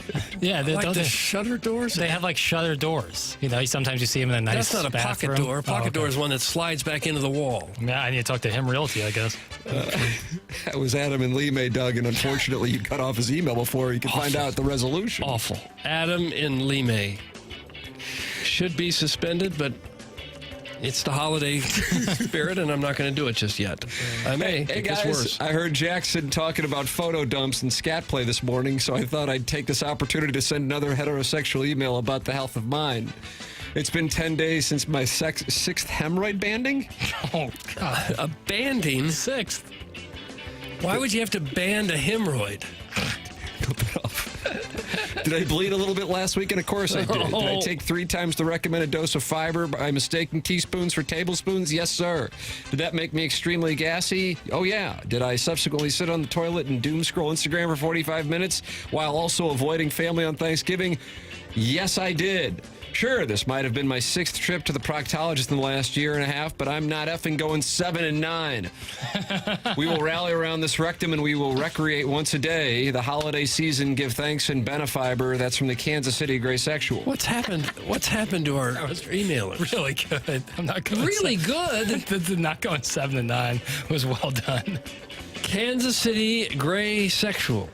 What a weekend. Ohio State soiled the bed. The Bears coaching staff can't tell time, and teams are getting maced on the field. But what's Jackson doing? Oh, that's right. He is busy breaking down the Baltimore Ravens uniforms on Twitter with someone named PissDog69. Oh. I'm tired of it. And another thing, I want to see the dossier with my own eyes to verify where it says, quote, a lonely listener calls ESPN to share his sad little anecdotes. Newsflash, Dan. No one listener calls ESPN. No one wants to hear a winded Hoosier talk about what he heard on the radio last week. Let me do the math here. If caller Dan graduated from St. Louis U High in 1983, he'd be 59 years old. By that age, you should have something better to do with your life. When the rest of the world was scrambling to host dozens of people or helping their wives prepare for the biggest gathering of the year, this aging Junior Billiken was ignoring his family so he could re-listen to old episodes of TMA. Nothing says I'm trapped in a loveless marriage quite like listening to reruns of sports radio on Thanksgiving. Talk about a stain on all those who have donned the white tuxedo. Danny boy, pack your stuff because the fine folks at the Gatesworth are waiting for you. It's from the JV golf coach. JV golf coach. And finally, Sadie Hawkins, Doug. Robert Thomas scored 9 seconds into Wednesday night's game. No thanks to Libby Jack's unseen early morning text that when Thomas's phone was on, do not disturb. But Dylan Holloway added 2 more goals as he was clearly fired up by Chairman Kurt's audio forensics, revealing Holloway asked Zach Bolduc to take his shirt off. A bunch of teams planted flags, yada, yada, yada. James Franklin ran up the score to overcompensate for his inability to win the big one. And he's a horse's ass for doing that. But I think the lead is that we need an intervention for Tim, who had his 5-game parlay derailed when the number 3 team in the country did not lose. Ours is the type of presentation where a 60-year-old still basking in the glow of where he graduated from high school 41 years ago feels free to drop in at any time and announce he spent Thanksgiving morning listening to Libby Jack's mailed-in best-of presentation, then spent the rest of his weekend stewing over Libby Jack's poor editing to the point where he dialed in first thing on Monday morning. Like that guy who wanted Doug's take on the Chiefs left tackle cinch. Hey, we get it. You went to the U-High and you have too much time on your hands. If you're really that upset about missing the audio of an out-of-breath Cleveland radio host with a football banquet to get to who didn't understand why the Browns can't be more like the Cavs and Gardos, you should, number 1, go get help, and number 2, just podcast like the Dickens and spare yourself the embarrassment at the next class reunion. Can't wait to hear this guy calling to bitch about the December 25th best of, which will feature today's white T-shirt swimming pool open sword discussion, but cut off before Libby Jack's Jesus Christ McRib superstar bit. Doug, that's Buck Swope, and that's what we have for the Design Air Heating and Cooling email today. So let me get this straight. I'm voting for a winner today, and I'm voting for the winner between JV Golf Coach and Buck Swope. If you vote for Buck Swope or JV Golf Coach for today, they also win November. Okay. I'm going to vote for JV Golf Coach. All right. That means JV Golf Coach is 1 vote away from winning. Okay. I'm going for Adam and Lee May. Okay. Jackson. It was vile. I'm voting for KC Gray Sexual. Vile again. I'm voting for Buck Swope. But my vote for nothing. My vote for the competition is also Buck Swope. Oh, all right. Well, then that means Buck Swope wins November. Who wins today? That's a good question. Do we have to go around and vote again? No, we're already into BK and Ferrari's time, so we got to go. Stop. Jackson will make an announcement on his Instagram Live coming up. After the uniform. Time for us to go. Bye.